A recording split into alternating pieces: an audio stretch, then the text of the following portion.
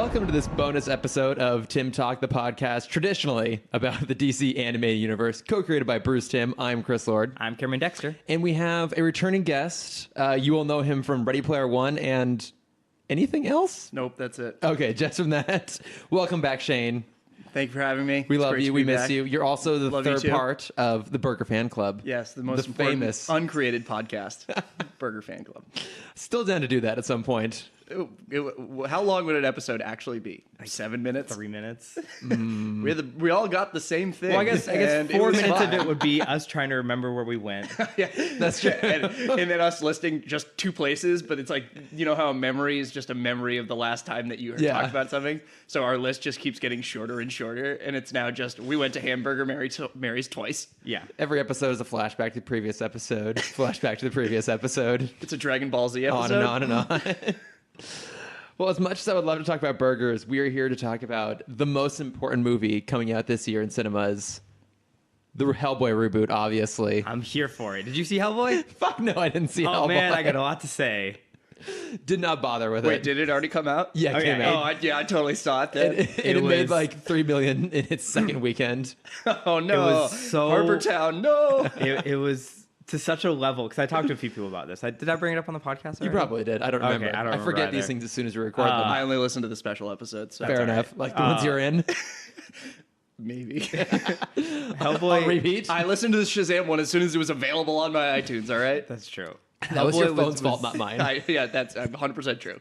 Hellboy was such a Also, we're off to a clusterfuck. great start. Holy shit, Chris, let me fucking talk. Not letting Cameron talk. No, we actually do need to do our other podcast idea where it's just Cameron tries to tell a 2-minute story. we don't let him do it.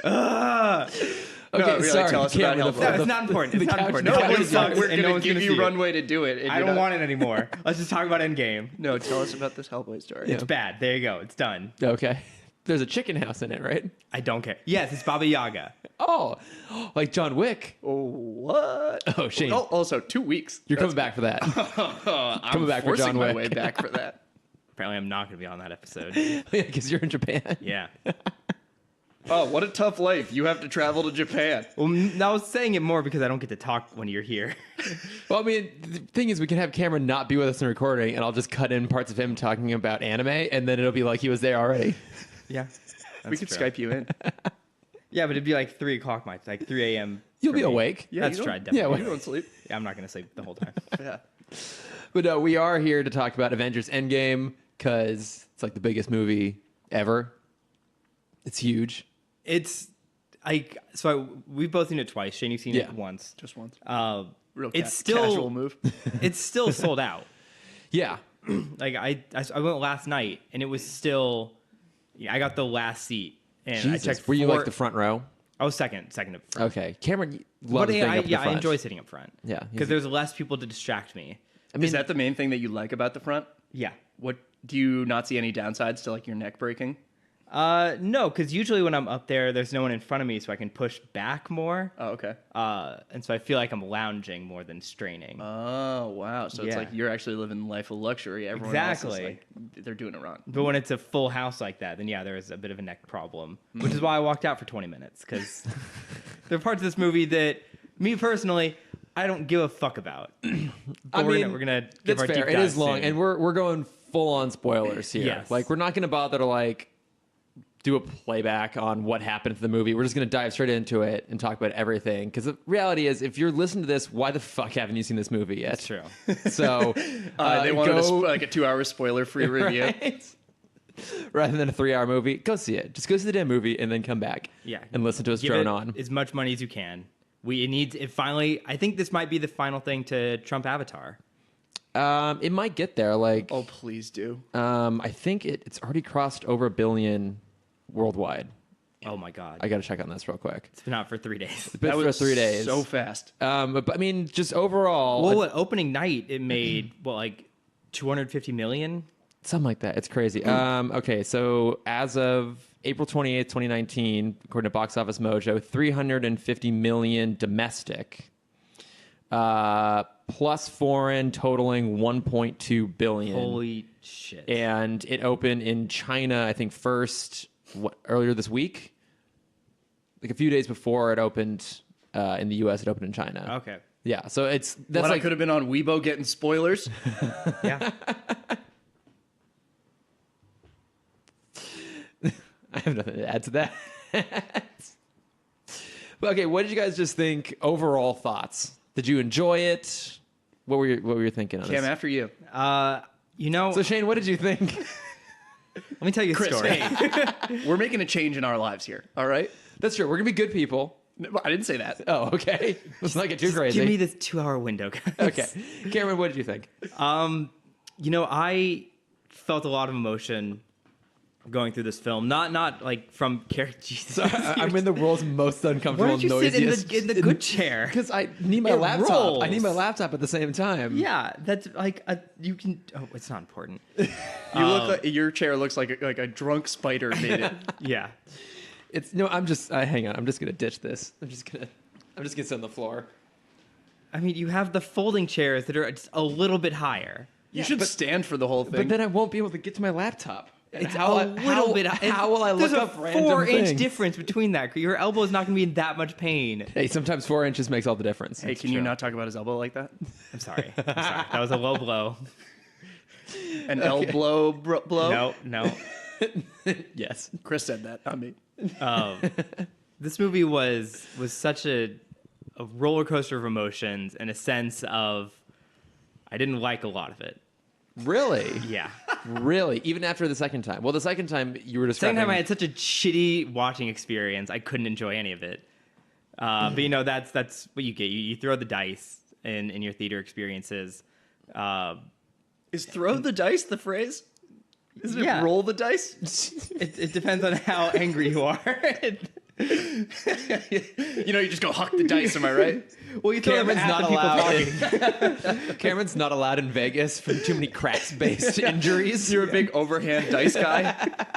Yeah. Do you not use them as range weapons? Yeah. Throw dice, D20. Yeah.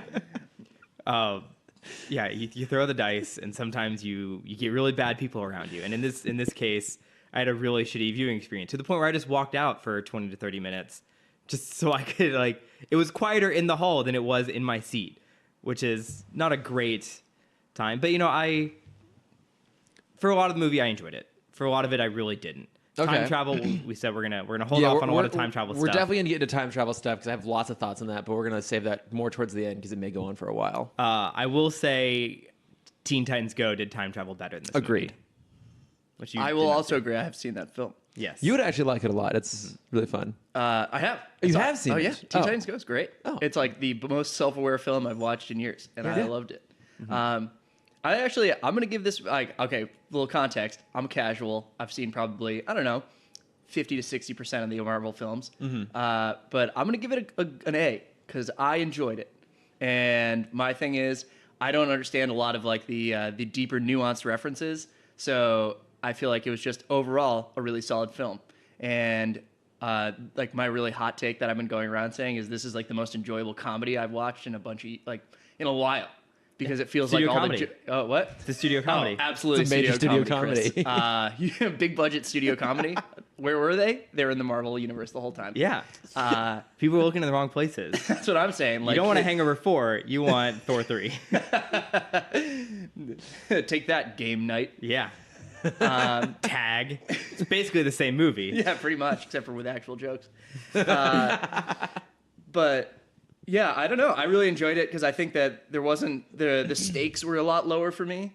I came into being like, oh, this is a movie they just threw a lot of money at. I'm gonna enjoy this. Yeah, they did. And boy, did they throw money at it. Oh my Holy god! shit. How much do you think Natalie Portman got for that cameo? Oh my god. Can we talk about Natalie Portman already? I don't know. It's gonna be longer than the time Highlight- travel conversation. Highlight of the film? Natalie Portman. No, Cameron, The go will ahead. they, won't they of let's Natalie let's Portman get your seeing Natalie on screen? Portman talk out of the way right up I front. don't have a lot to say, but I will say that's the highlight of my Podcast within the podcast, Natalie Portman talk. Yeah. Natalie Portman being on screen for 15 seconds without any dialogue is the best thing that could have happened. Apparently, she went to the premiere too. Oh yeah, Oh, yeah, she was there. Yeah, she was at the premiere. That's why I was like, oh, maybe she's in the movie. Mm-hmm. Maybe she's back. Because everyone is back for this movie, and we see everybody. Yeah. But when we first see, Thor and Rocket get to Asgard, you only see Natalie's hand. as she's walking into a room, and I'm like, oh, okay, that makes sense. She's the one they didn't get. Yeah. And that's just a little tease. They're like, oh, we're gonna lower expectations. Then boom, when she's there, she's there. Yeah, dude, this movie's just a bunch of movies within a movie. We gotta There's get the Will They great- Won't They. It's like a romantic comedy with me and Natalie Portman. Like, will I see her on screen? Great 5 seconds of her getting up from a fainting couch and then walking away. But those 5 seconds. Honestly, this movie, for a lot of the time travel parts, it felt like it was just B-roll that was left on the cutting room floor. It's like, hey, can we use this for something else? And like, honestly, it wouldn't surprise me if she wasn't actually in the movie, if that was just a shot They just had that. from Dark World, and they animated Rocket in behind her. I wouldn't be surprised either, because that was kind of one of the fun things seeing it the second time, was trying to find the seams of some of those scenes and see Right. like what was new and what's old. And some of it's obvious, but there's other points, so it's like, Yeah, like some of those Avengers scenes where you're like, were they shooting a documentary about shooting Avengers? Right. And they're just like, we'll use this. I mean, I Just did some PA's like iPhone footage. I did love These that are Natalie hilarious Snapchats of the Avengers. I did love that Natalie Portman was back, because it gave me an opportunity to come up with a good Natalie Portmanteau. He already said that joke, Chris.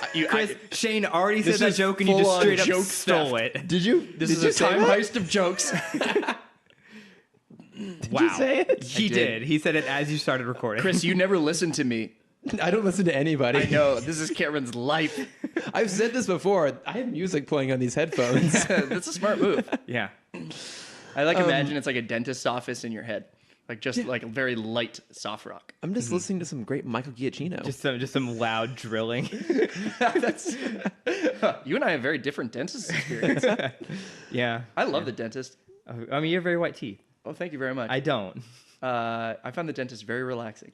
I grew up in a family where soda was replaced with water, or other way around. Water was replaced with soda. What world is this? I don't know. Where are you living? Just Did you took- not live in Dr. Pepper country? Yeah, I was gonna say, my mom was not CFO of Dr. Pepper. Oh, okay. Mine Yeah. was. How dare you? No, like I thought this was fun. I definitely came out of it describing it as Avengers fan service. Speaking of joke theft, my friend Jason stole that joke and put it on Facebook, so it all comes full circle. No, like I think it was fun. I think it was more focused on delivering moments fans had always wanted to see than necessarily telling a good story, which is kind of the opposite. I feel like how they've gone beforehand. They used the rule of cool over the rule of logic. Ooh, that's a good way of putting it. Yeah. But it was still, overall, I enjoyed it, especially the second time around. I luckily had a good second viewing experience. Although I had a guy sitting directly next to me who was like the over-laugher. Like in the same way that I was saying with Infinity War, we all went to go see it, how there's something worse in a movie than someone like crying way too hard at something. The real worst thing is someone laughing way too hard. It's like if it's a chuckle-worthy movement and he's like full on like piercing guffaw, and he's the only person in the theater laughing, you're like, do you not have any self-awareness to recognize that no one else is laughing this Or hard? is your life that sad where that's where you find the most humor? Given the look, I'd say his life is probably that sad. Okay. I feel like Not to generalize, I feel like a but- garbage person because it's like, oh man, I wish I was enjoying this as much as you were. But then I'm also like, you stop fucking enjoying this this much. You're How enjoying dare it you too enjoy much. this more than I enjoy Yeah, this? right. But then again, I also watch stand-up comedy with my arms crossed, like a real piece of trash. Yeah. So I'm the worst. I'm not here to laugh. I'm here to critique. Yeah. Just here to judge. I'll be the evaluator of whether these jokes are worthy of my laughs. You could have held off on that punchline for 4 more seconds and really gotten a bigger laugh. Yeah, his LPMs are too low. Yeah. Gotcha. So I'm curious though, what did you guys think of kind of the first surprise of the movie? They kill Thanos in like 20 minutes. Was that surprising for you guys? What did you think about that? I mean, the first that surprise turn? is Linda Cardellini wasn't the main star of this film. I mean, I love me some Linda C. Oh man, I don't know why we didn't get more Cardellini time because she was always killing it when she was on screen. Yeah. Like, talking about steal the stage, Cardellini. Always, no matter what. I mean, this sounds like a bit. I legitimately love Linda Cardellini. I don't know. We She's we great. all We're love all in Linda. on Linda Cardellini. Like, I'm telling you, man, if she had her own spin-off on Disney Plus, I'd watch. so here's I the want the thing. Linda Barton's or Laura Barton spinoff. So here's the thing. The So Laura there Barton, is- sorry. She's got as many powers as Hawkeye. That's so true. That's Legitimately true. I why. want to see her just one shot lay a perfect line of mayo down a hot dog. She becomes the condiment queen. So on board now. what if she they're in Japan and the guy's fighting and then they like removed the hood and it was Linda Cardellini instead of Jeremy Renner, I would have been like, oh So here's the my thing. God. Here's the so on thing. board. Marvel or Disney Plus did say they're giving a Marvel What If series, Oh, really? which means this could happen. Okay, like, so can I get an example of like a Marvel What If series? Like, what if the Vision had to work in an office? Or like, No, it's more like Think so, grander scale. Yeah, if you I had to see work you in didn't like file your an time in and sheets out. for this week, George. What if the Vision discovered a hole in his amazing sweater vest? Yeah. I'm really getting poor for this. It's Vision versus the moths that live in the Avengers headquarters. Scarlet Witch, my incremental tax rate is killing my ability to get better clothes. Yeah, you get the idea. So what is it actually? It's more like what if Loki won, or what if Thor never showed up for the first Avengers fight, or something like that. What so if is it like- Peggy Carter became Captain America instead of Steve? And so then is it like one episode spinoff? Like you just see it for like a single episode? Yeah. Or do they... do you remember the Futurama episodes where they do the what if machine with the thing longer? Oh, yeah. Tales. What's it called? I'll look it up. No. I think you're thinking of the Scary Door. No, I'm thinking of the Treehouse of Horror? No, I'm thinking of Futurama. Yeah, the thing longer one, Yeah. but it's like Tales of the Unknown. The title they give it is something a play on. Oh, okay. Continue. Yeah, they use the what if machine, and that's basically what it is. Oh, okay. That's cool. Yeah, like what if Captain America was Ant-Man? Tales of Interest. That's it. Okay. There we go. Anthology of Interest, featuring Al Gore as himself. Yes. So it's Man, gonna be Bear, Pig? It's gonna be that.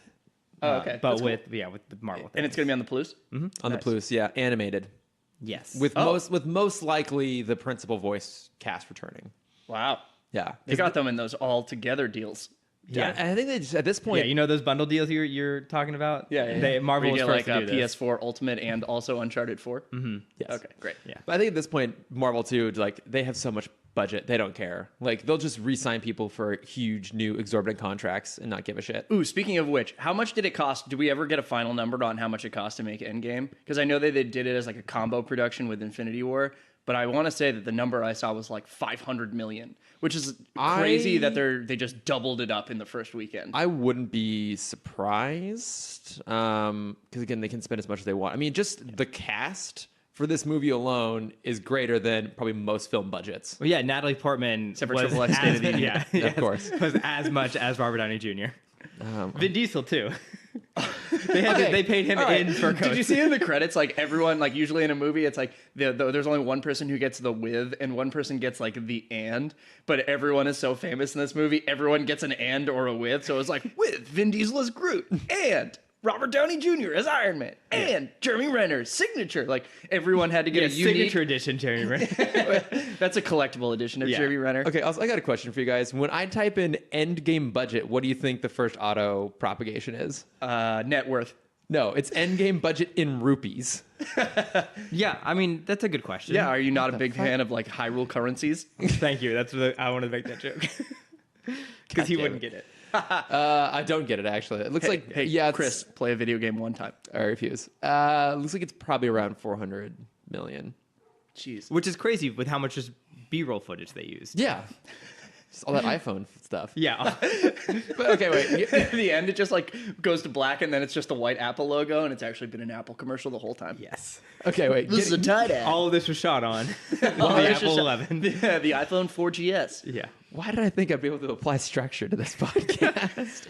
But seriously, what did you guys think of them killing off Thanos in the Oh, right, first, that was- right, in the sorry. first 5 minutes yeah, before we here- started talking about Linda Cardellini? Here's a cogent take.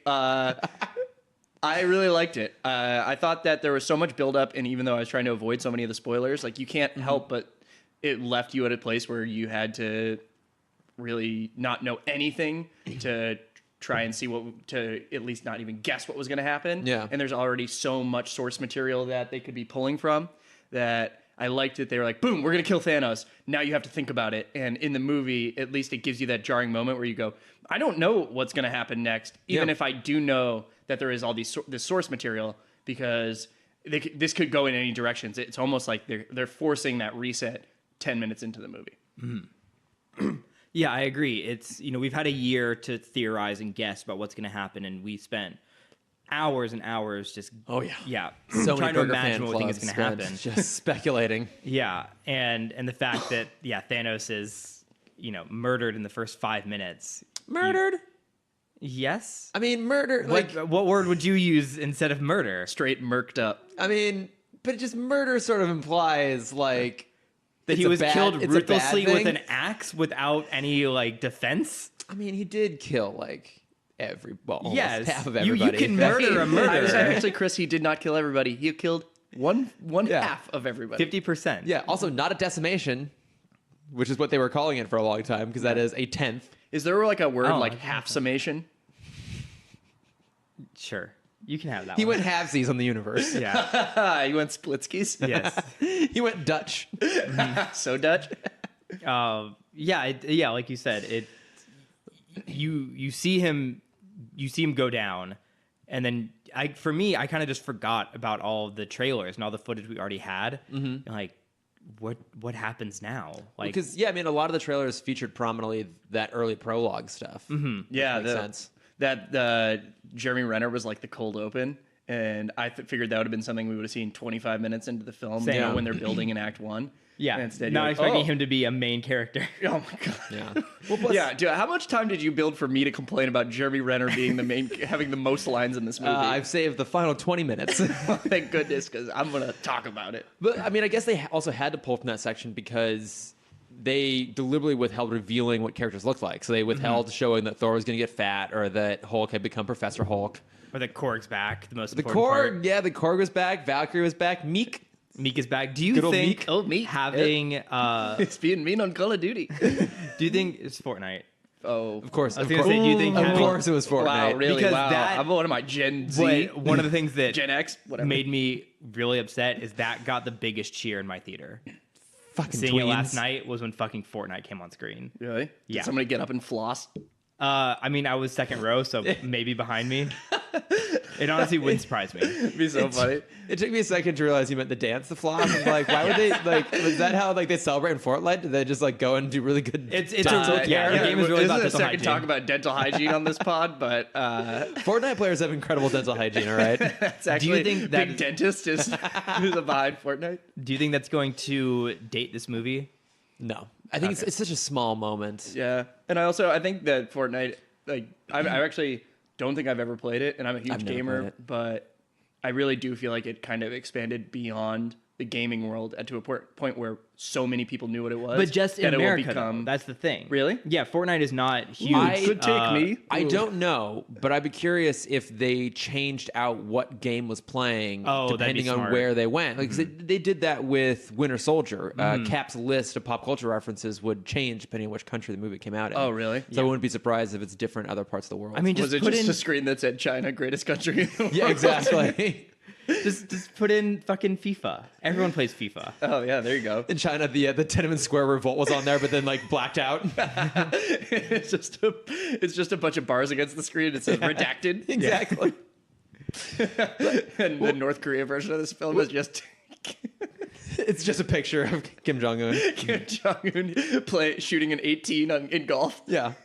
17? Give him credit. Yeah. He got a -1. What I do love though is that the implication is that people will still be playing Fortnite in 2023, which is Yeah. true. I mean, what did you guys think about the use of that mechanism of jumping forward time years? Did you think that worked? Did you believe the world that existed in 5 years after the fact? It's I feel like they didn't really know what future they wanted because it felt like half dystopia. Yes, I'd agree with that. Um, Because it's a dystopia, but they have brand new electric Audis. Yeah. Yes. Also, it was so bright comparatively. Like there was no change in the color palette to even kind of indicate that there was some sort of dystopian future. well, I don't think it was meant to be dystopian. Right. Well, Because that was I the thing think that was weird. It felt like a juxtaposition. Yeah, I understand that. Yes, everyone would probably be sad. Sorry. 5 years from now, there'd still be a little emotion. There's probably still a lot of people grieving, but I think people would continue living and working, and society would continue moving forward. The only thing I thought was a little weird was when they kind of cut to Cap just running an 8-person group of people talking. guess And I that- know yeah, that's therapy session. that's So from few. isn't that from one of the source material Like he becomes like a counselor. I don't know about that, but in Winter Soldier, that's Falcon's job. Falcon's job. Sam Wilson. Oh, okay. His job is counseling veterans who've come back from war or suffering from PTSD. And I think Cameron, you've made a comment that maybe that's I thought that because we see that moment in the trailer, and so I thought Cap was going to take over Sam's position as counselor. Oh, I see. And he kind of does. Yeah. But that's also his way of it. That moment, the first 10 minutes of the 5 years later is how everyone grieves. Right, And I think that's important to see. But my question was like, what happens when Captain America's like, I got to go fight Thanos? Like, do they still have meetings? Like, who's going to run the meeting? Like, who got coffee? Like, are they all there? And they're like, the guy that was supposed to be supporting us is not here. It's the other Russo brother comes in. Oh, He's the backup. I did love the Joe Russo cameo because I think he's cameoed in pretty much all of the movies. I'm trying to remember who he was in Winter Soldier, but he was the Don't look at me. Stop looking the at me. psychiatrist that Zemo killed in Civil War and replaced. Okay. And I forget where he popped up in Infinity War. Also, it's a small moment, but he is now the first canonical gay character in a Marvel film. Oh. That's cool. Yeah. I mean, they could have done better than that, to be perfectly honest. But Yeah. hey, it's something. Hey. It's something. The journey of 1,000 miles begins with one step. Chris. Exactly. Yeah, I was a little bit confused by how that structure would work. I felt like because it feels like almost Back to the Future 2, like the Biff era of Back to the Future 2 at some point. Like there's just cars still like crashing on the side of the road, but at the same time they built this massive, beautiful memorial in San Francisco. You kind of feel like someone would have they would have done cleanup. Yeah. Like Iron Man was wearing 3 ties at once. It was great. yeah, right. I don't know. Just His own casino. yeah. It seemed like There's just a framed almanac. Yeah. it seemed like they maybe should have fleshed that space out a little bit, or just I think maybe some of their visuals were a little off in terms of the way they structured it. Like San Francisco would not still be like dystopian. The rent would have gone down, which would be great. But Yeah, I feel like in general, like this is another opinion I have that's kind of a little off the wall. I feel like this movie should have been 3 more hours because like I just wanted more explanations of every single choice that they made. Yeah, And 'cause that first 5 minutes up until they kill Thanos is so fast. yeah, yeah, they're like, all right, we're getting the band together. Okay, Yeah. we're doing it. Let's Yeah, go. Captain Oh, Marvel- Thanos is dead. All right, Captain Marvel's out. I'll see you in 2.5 hours. Yeah, she did like the hammer thing, and then was it you guys I was watching with the whole like Yes, I have we were telepathy there. piece where she says I have telepathy while he's pulling the hammer back. What? Oh, looks like I'm an insider over here. what? When Captain Marvel and Thor first meet, if you like listen really, really closely, when he's walking over to her, you can hear her say, "I have telepathy" to him. That's not true. She doesn't have that's telepathy. true. That's not one of her I powers. know, but it says it in the thing. You can listen. You can hear it. In the script? I don't know. It was on YouTube. Maybe somebody added it. I That's think all someone I'm might saying. have I added think it. someone added it. Yeah, Yeah. she does not have I telepathy. know. That's the thing that's so weird. I was like, I didn't think she had telepathy. I don't know very much about these things. Now you just have to cut this part out. Yeah, Nope. we're just gonna ignore Shane the rest of this time.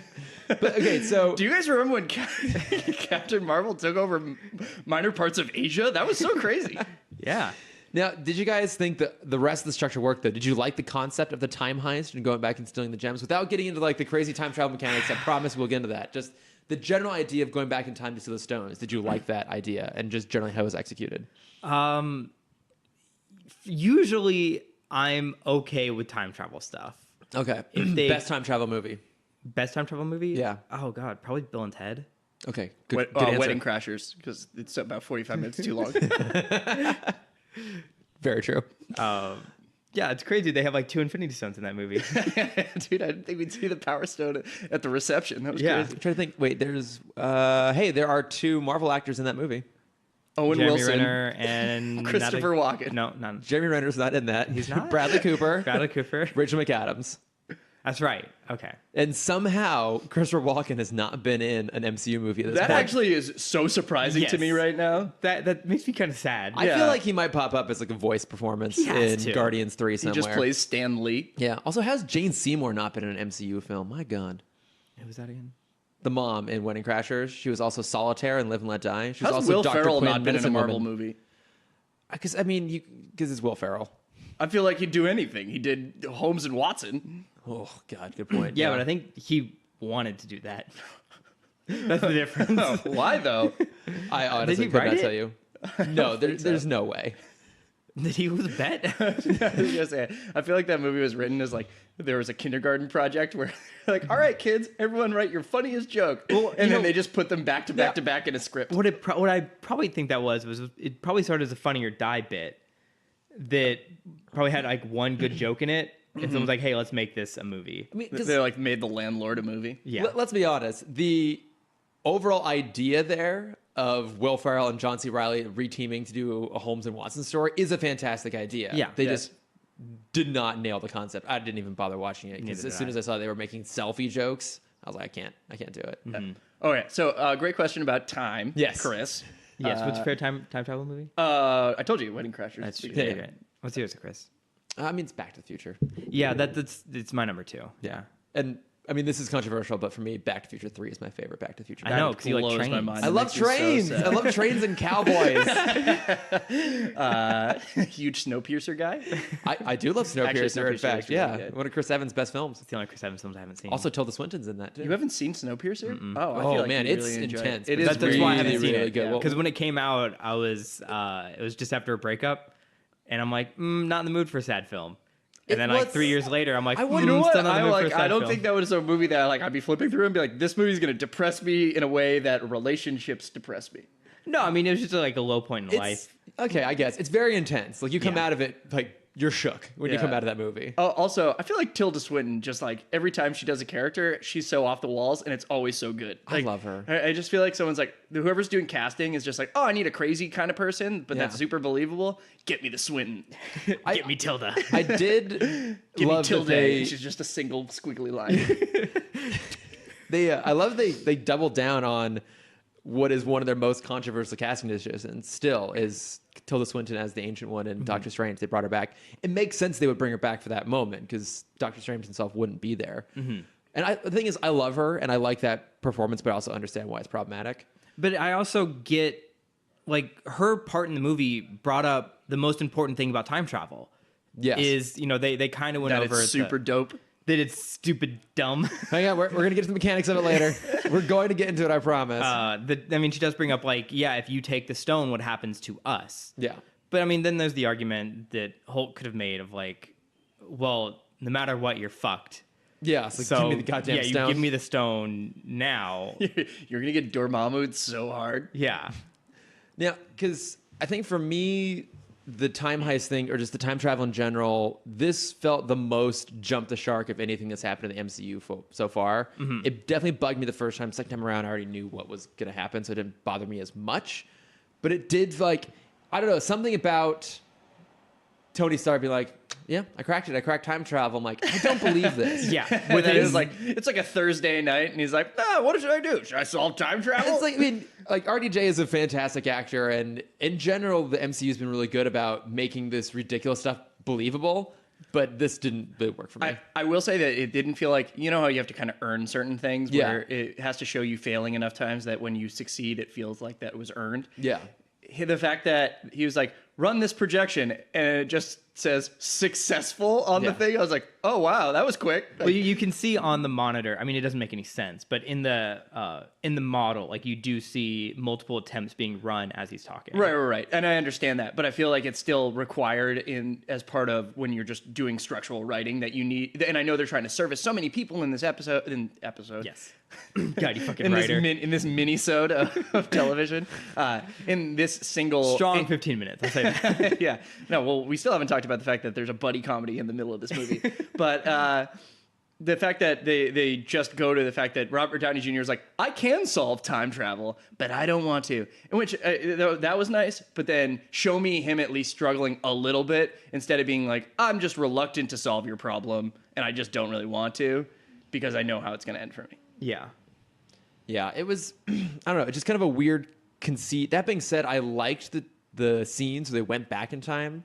Like, I thought especially them going back to the Avengers Tower from the first Avengers movie, that whole sequence was really fun. Yeah, totally. And I mean, I was surprised by how funny this movie was. Like, Yeah. obviously the MC movies in general are pretty funny, but just given what happened in Infinity War and what had to be done in this movie, I was expecting it to maybe a little bit more dour. But I This thought felt this like was the biggest like emotional flip for me because it'd be like Yeah. a very down moment and then Thor would show up And Like, it'd be, hey, I'm fat now. I'm fat. I'm so goofy. yeah. Remember that fat joke? Yeah. It's coming back. It's coming coming back. back 3 more times. Oh.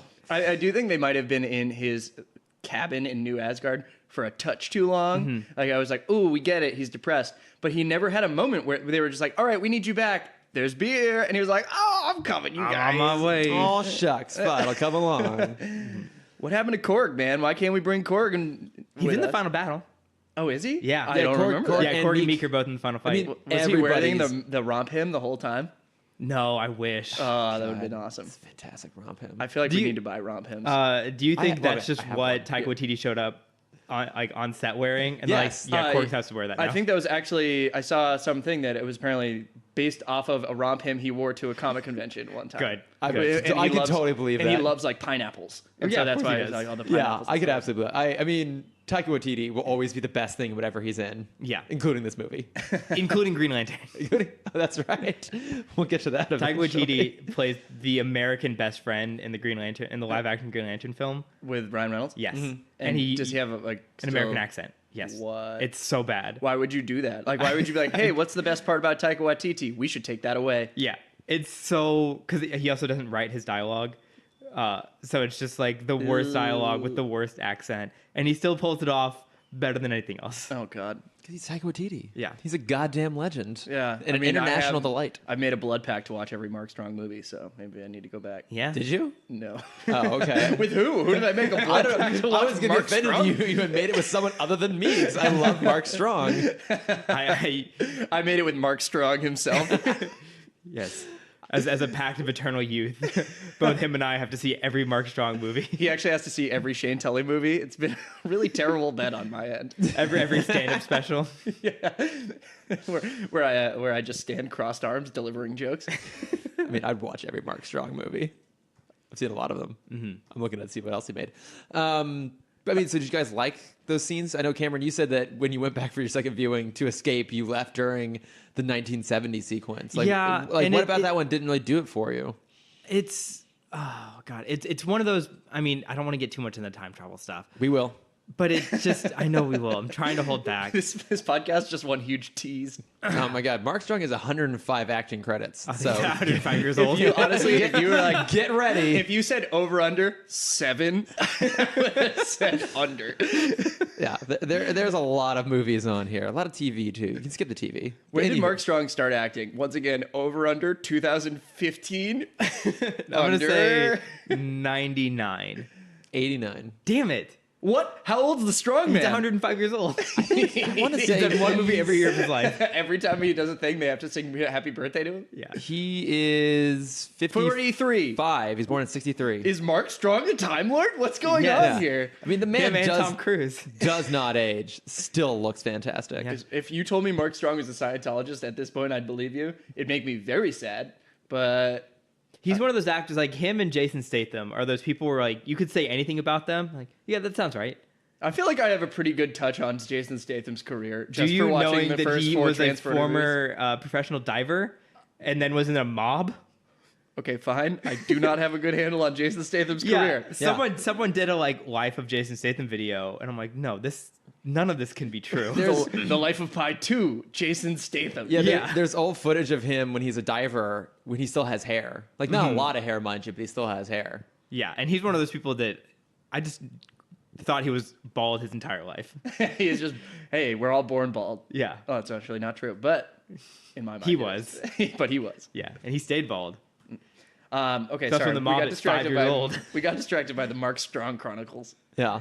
I'll just say this. I enjoyed the time heist stuff. I thought it was fun. I liked so I felt like the middle was just 3 mini buddy comedies where they're like, what would be fun? Let's take these 2 characters and just send them somewhere. Yeah, And absolutely. I didn't expect to see that in this movie because they had so much story to resolve that they just in the middle of the movie were like, let's create new stories. And I thought that was great. Like, I loved seeing Thor and just Rocket. That was so fun. Renner and Black Widow, not for me. But the other parts was really just an enjoyable piece of, we've seen these characters for so long. What happens if you just put these 2 characters together and then give them a problem to solve? Yeah. I thought that was great. Yeah, and especially the Nebula War Machine stuff, I thought was cool because there's two characters you never think about being together, but then when you see them, you're like, oh right, they're both people that are broken. Yeah. And they're not fully, they're not fully human anymore. And how do you? I feel like they didn't appreciate that enough of being like, man, being a cyborg is weird. Yeah. And yeah, you have Winter Soldier just like ghosting behind them. Like, yeah, I get it too. Hey guys. Is there any explanation for why Nebula just shares her memories with other Nebula? Like, is that something that it's like an inner space Wi-Fi thing? Yeah. My understanding. Yeah, right. Like, oh man, how did she log into our network? She didn't have a password, and then it's like, oh no, she knew the password from the future. She had the encryption key. I was trying to figure that out the second time around. It sounds like her memory and like her brain more or less is connected to like a cloud-based network, basically. Oh, it's in the cloud. And so Come having on, Shane. two of them there at the same time, it was like overlapping. It was like when you have two Chromecast and they're trying to connect to Yeah. the Wi-Fi at the same time, and they all get confused. Here's one of the things that kind of bothered me with that whole memory sequence is Thanos goes to Ebony Maw, because I remember his name now. Yes, well done. And he says, search for Infinity Stones. But he didn't say Alexa at the front. Was that what Yeah, he bothered didn't you? say Alexa or Google. But just the fact that, like, I guess her memory has like file names. I guess. They started playing it and someone turned it off. He's like, no, don't turn it off that. I was watching that. Oh, we got a commercial. God damn it. Ebony Maw's up there just going, Apple F. That's what it felt like. They have the 30-second unskippable commercial Yeah, he's between like, actually, every 5 minutes. You're going to have to OCR her whole memory. It's going to take a while. Yeah, that This does not have searchable text. was kind of a clunky plot point to like bring Thanos back in. But I mean, I guess I kind of get it. Also, did he watch 5 years of memories? Where they sit down and like, because he was like, I know everything. And I was like, oh, what? Okay. Like, did they really spend the next 5 years looking at her eyeball? Yeah. Yeah. Well, because Well, when is he going to do the conquering? here's When he's done watching it, Here- he needs a break. Can He's I like, give? I'm going to start The Simpsons from the beginning. Hey! Now I did that. How far did you get? 7 seasons. Pretty good. Yeah.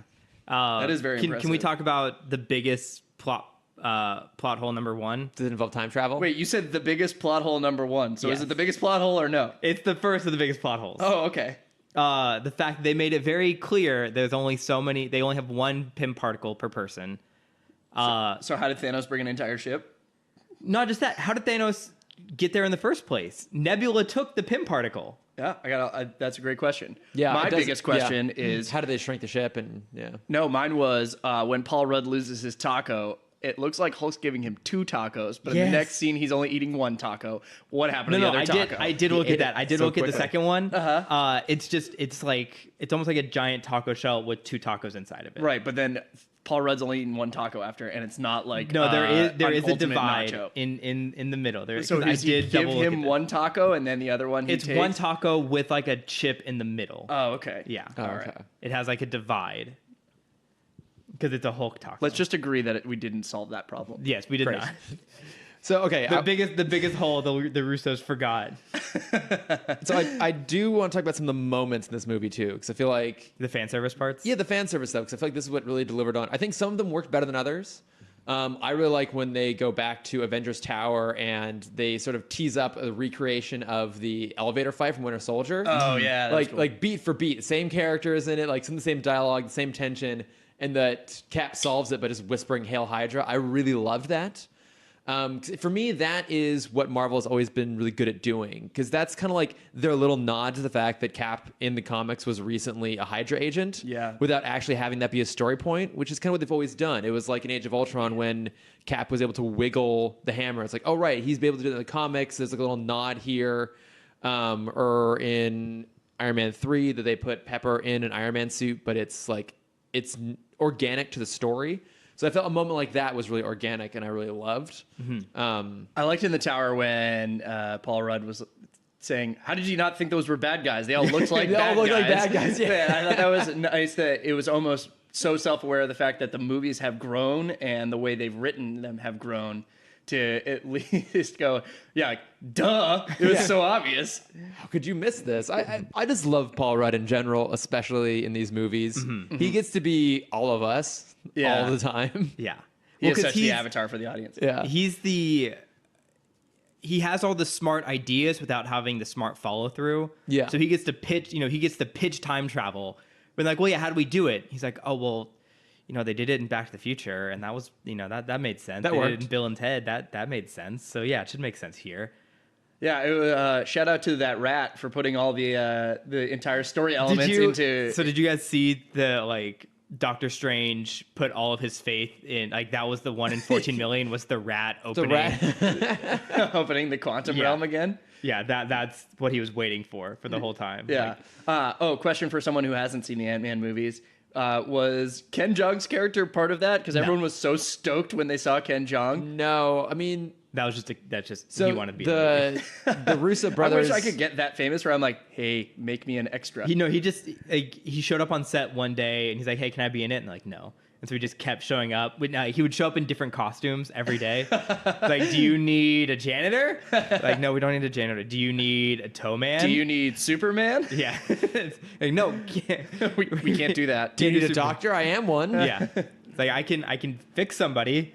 I wonder, I'm sure this has been said before, but Ken Jeong as a doctor must have been very unnerving, where he probably was not great enough at comedy yet, so he was trying to work his bits while you're 100%. being a doctor. It's I don't need that when I'm feeling sick. Well, he was also still a practicing doctor after he did The Hangover. Did he really? Was he really? Yeah. They're like, I saw you. You were naked in the I've trunk seen of a your car. penis. And he's like, That's well, not the I- relationship He's I want with my I've doctor. also seen your your penis. penis, yeah.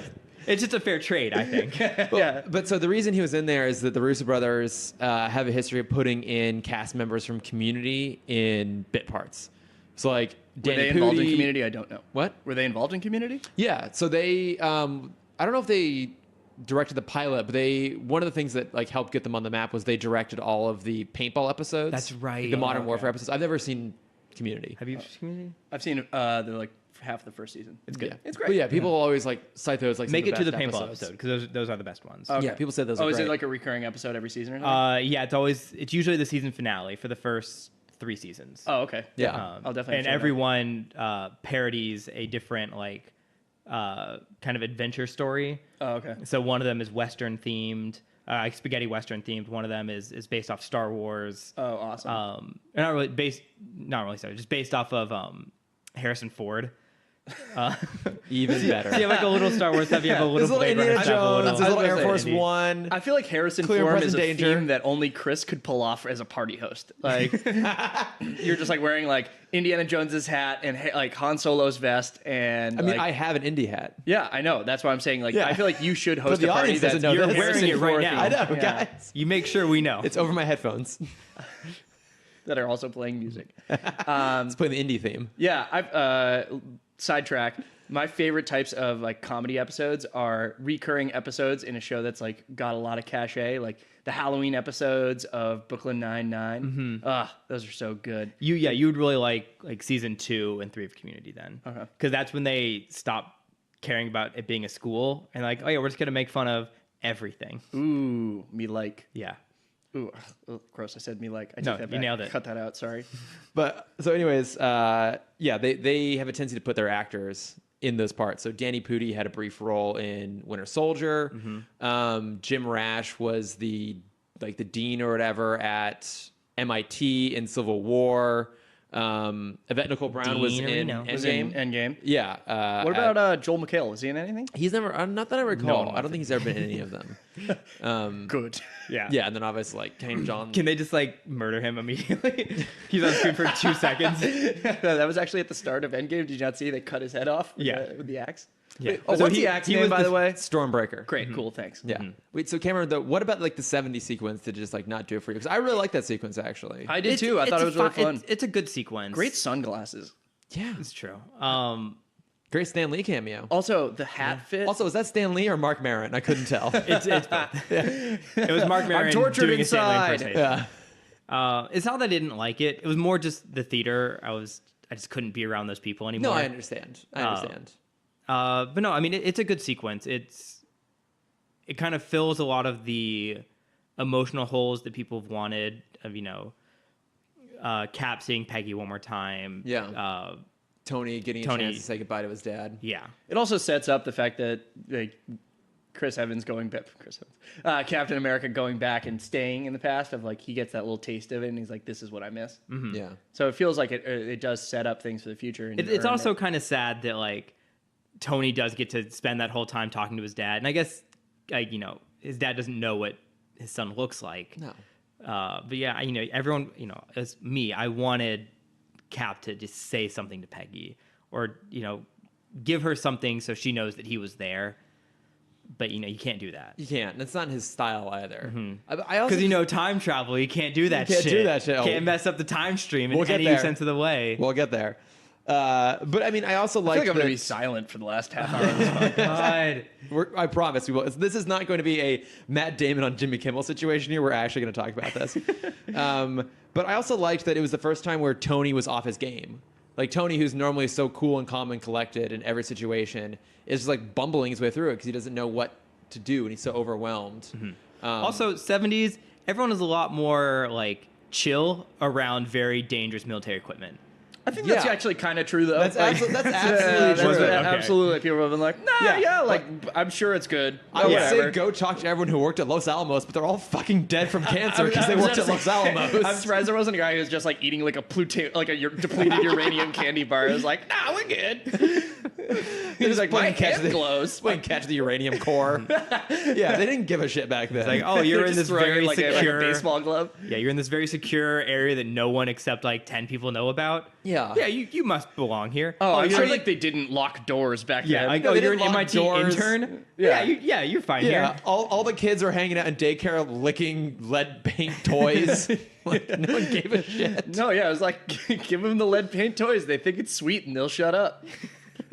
But Puts them to sleep real quick. Yeah, I was gonna say their face gets really droopy, but because I thought stuff like that felt organic, but once you started to get into the final battle for me, then it started to change a little bit. it just felt like for me, I didn't really watch it for all the fan service moments. But when there were fan service moments, I could tell they were happening just because of how ham-fisted they felt sometimes. Like they felt everything was Which ones so for you sure. jumped out as feeling a little bit ham-fisted?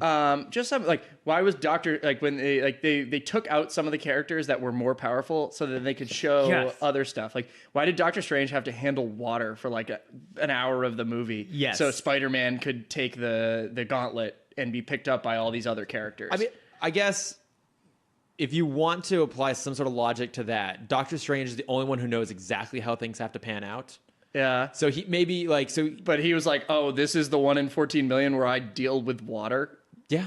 Boring. I mean, it is kind of Like, dumb, but like God. I will at least give him I credit looked on at that 7 million other options where I do anything else, and I can only handle the water. Yeah, or like it just felt like something. A drop of water lands inside the Iron Man suit and short circuits it. It's yeah, right. like I have to stop it. No. Or there were so many things where it was like, oh no, Smart Hulk gets covered in metal, so he can't do anything. Like, So that's one of my big complaints about this film is Infinity War knew how to handle their powerful characters and power scaling better, where like, they took Vision out immediately. So Vision, because he's very powerful, so he can't be part of it. Scarlet Witch has to tend to him, so she can't be part of big fights. Hulk doesn't want to come out, so you have to work around. Those are your 3 big hitters. Thor is out somewhere else, Right. So your 4 biggest hitters can't be part of the fight anymore. And Strange is on a ship for 85% of that film. Mm-hmm. And when he loses, it's the same reason Emily Maw loses, is he's arrogant. Is he sees himself as better than everyone else, and so he gets blindsided. right. And then in this film, yeah, you do have that problem where Doctor Strange is off on the side. Scarlet Witch, she does come in. She does almost beat Thanos to the point where he has to sacrifice his entire fleet in order to stop her. Right. True. And then, Captain Marvel's just like, I was handling other stuff, and you're like, I don't know, isn't Yeah. this pretty important? right, yeah, like it's Thanos. He's here. Yeah. We got everyone else, but I guess sure, Doctor Strange might not know who Captain Marvel is yet, so he didn't go get her. I guess if you think about it, as probably as soon as they all came back and realized after they all got unsnapped and realized that Thanos was attacking Avengers HQ, they probably sent out like an An SOS. SOS, and that's And when I- she caught it and and I- came back. because I also thought about that. She can't use as herself. She can't warp travel through space. I think you have to be in a ship to do that. Because even at the beginning, you see her they open up the hull and she flies out when they're first flying, and then goes down there. So I will give them the idea that she maybe had to fly across the universe to get to the fight. Yeah, although she would still need. Yeah, that still doesn't quite work though, because even if she can travel the speed of light, like any other inhabited civilization, is probably several light years away. Yeah. Yeah, I just felt like they didn't handle her too well. None at all. Like I felt like they did such a great job building her up in Captain Marvel. Like she was a fun character, and then they kind of threw her away in this one. But they did give her that awesome haircut. Yeah, that was great, and she looked cool. Oh, super cool when she powered up and everything, and the hair was like kind of like floating and stuff like that. I was like, this is sweet. And everyone else, I know that's like part of the canon of like when she does that. I was just like, oh, this is a cool thing. No, it is a cool thing. It absolutely is. But then I just felt like they didn't, like exactly what Cam's saying, if they didn't know how to handle their more powerful characters. And so instead they were like, all right, it's this person. It was almost like a bunch, instead of a orchestra playing together, it was a bunch of soloists playing on top of each other. Exactly. Yeah. Mm-hmm. So sometimes, when you have all these people playing on top of each other, sometimes it hits, sometimes it sounds great. Yeah. And you had those moments where Spidey's swinging through and, another quick question. What is Spider-Man swinging on in the first half of that? Because they're in a barren area where there's nothing above them. The ship? There's a lot of metal in the air. Sure, okay. Maybe he's just like grabbing on to like Doctor Strange's water. like a Sakaran ship flying through and swinging, I guess. Mm-hmm. I get what you're saying though. Yeah. He lives in the Spider-Man 1 video game world where he can just thwip through nothing. So that moment where Spider-Man is swinging through and you see him like jump onto Valkyrie, and then he jumps over to someone else is with him. Oh yeah, side story. While we were watching the movie and Cam saw that for the first time, every time Spider-Man would fire a web, Cam's hands got closer to like his eyes on his face because he was so happy. I was so happy. He kept on leaning forward to a point where I was like, oh my god, he's gonna kiss the screen. The first 2 hours of this film, I think, are good. They're okay. Yeah. They have their problems.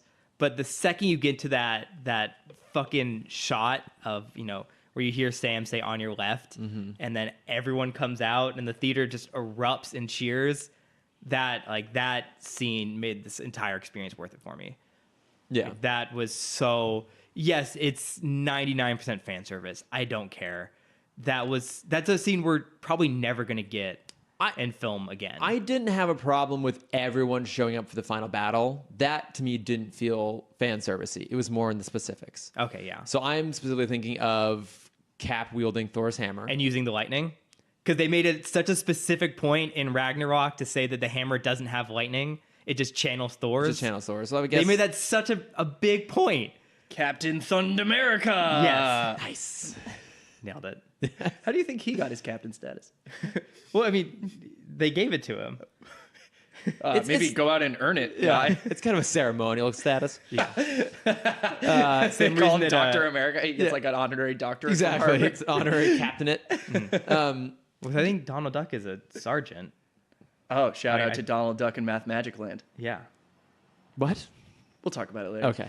Yeah, because again, I made reference to the Age of Ultron moment earlier, which felt very organic. And in that, at the moment, it seems like it's just a playful little nod, but it's actually setting up the big reveal later that Vision can wield the hammer, and that's why he's worthy. And that's actually early clever writing element. Mm-hmm. Whereas in this, it was that final battle included a whole bunch of moments people have been asking for a long time or wanted to see, and they throw them in there. So it's Cap wielding the hammer. It's Pepper finally in an Iron Man suit, which again, I'm super happy for. I love Pepper as a character. Happy to see her in it.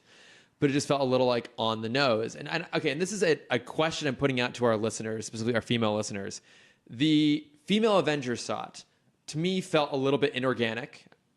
I'm not going to say gratuitous, but it didn't feel organic. I'm curious. In the same way that Infinity War, it felt very organic. Yeah, and I think that's where, as a good counterpoint, is in Infinity War when ScarJo and Okoye come in to back up Scarlet Witch, it feels really organic and like a nod. Mm-hmm. Marvel's always been good at nods. This time it felt like they were just throwing stuff at you. They wanted that obvious. Screenshot where it's all of the women. Exactly. And it felt a little bit inorganic to that moment.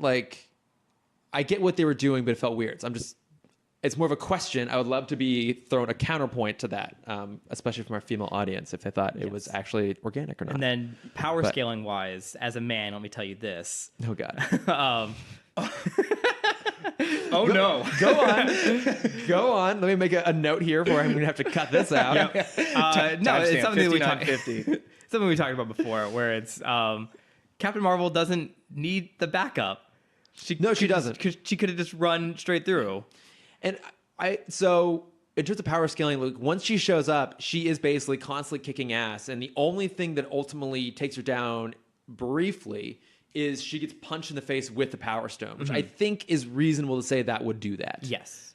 Doesn't she, before Thanos even puts the gauntlet on, doesn't he like throw her like to the side? And So that made me angry because I was like, isn't Captain Marvel like dominantly powerful? And this is someone who doesn't completely understand it, so I may be wrong. So on second viewing, my kind of response to that idea is she's not fighting to fight. She's fighting to get the gauntlet. So she's not trying to take him out. She's just trying to grab what's in his hand. Yeah, I see. So she has a she's more maybe a little specific distracted. purpose. I thought that once she actually got into the fight, they handled her decently well. I mean, they found a way to not have her be heavily involved in a way that kind of worked for me, I guess.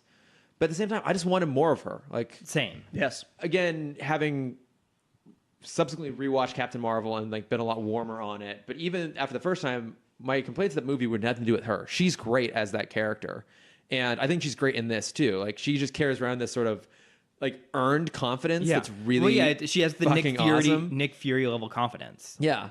I mean, I even love that in the kind of the prologue, as it were, where it's like, to be honest, you didn't have me. Just like, and it's fucking true. She is the she's most powerful right. person in the Well, universe. and then War Machine's even like, well, we're all doing that superhero thing. Like, we all know what you're talking about.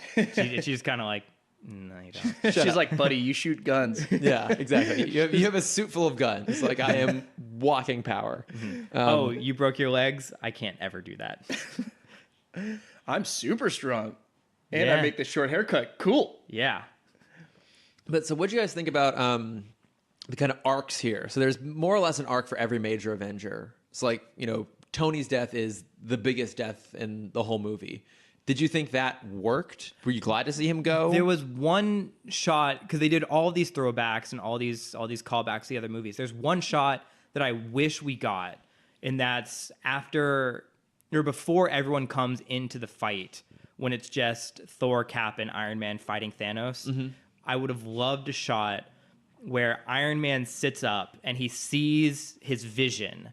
It doesn't have to be okay. on the throne, but he sees Cap with his cracked shield. He sees Thor and Being fat. with you can't really do broken Mjolnir, but Mjolnir's back in there, and you see everyone just on the ground around Thanos, who's still standing.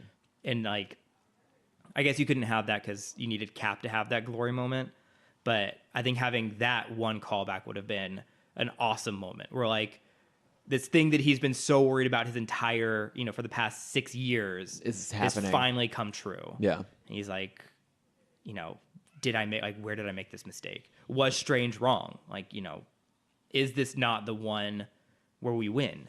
Yeah. Did you guys find his death impactful? This is actually one of the questions we got from our good friend Trevor Reese. He was wanting to know like what death had the most impact on all of us. Was it Tony? Was it Black Widow? Who was it? I gotta go Tony, just because I felt like the Black Widow death. I feel like they didn't build that up enough, to be completely honest. Same. Like, it's more that I just didn't like the Black Widow death than I loved It the felt Tony funny, death. and then she was just gone. Right, they were talking, and they were kind of half laughing with each other. They also, keep in mind, like, hadn't seen each other in such a long time, and then they were best buds, and then it was like, nah, I'm gonna sacrifice myself. No, I'm gonna sacrifice myself, and I just didn't think that was handled very well. Like, everything else felt so earned, and that felt so hasty. What I would have okay. loved in that scene when Red Skull's like, you must sacrifice the thing you love most, and Hawkeye just like looks and just throws his bow over the edge. I was hoping they just like push Red Skull over the edge. Like, yeah, you're dude. I love you. Yeah. I've always loved you. But also when he's like in Infinity War, he's like, you have to sacrifice the thing you love the most. Like, it makes sense that it's like his Thanos' daughter and this person. It worked much better in Infinity War. And then it was like, you have to sacrifice the thing you love the most. And it was like, remember that time we were in Eastern Europe together? And then Well, it's like, also, I know that's an in-joke, but I was also like, well, they don't have any connection to each other. These are just pretty much two strangers. Oh, no, like, they have a deep, deep history. Though. Yeah. But like, they didn't see each other for so long. Like, there's no... I mean, but they don't- fought together for years. Yeah, though. I don't actually agree with that. Like, you must have, like, friends back in the East Coast. You go and see them, haven't seen them in years. And Yeah, it's but like if they want to nothing. kill themselves, go for it. Wow.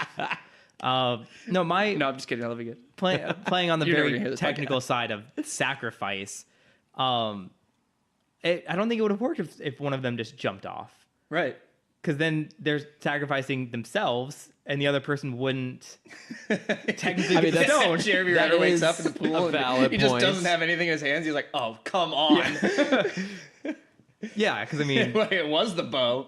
yeah, exactly.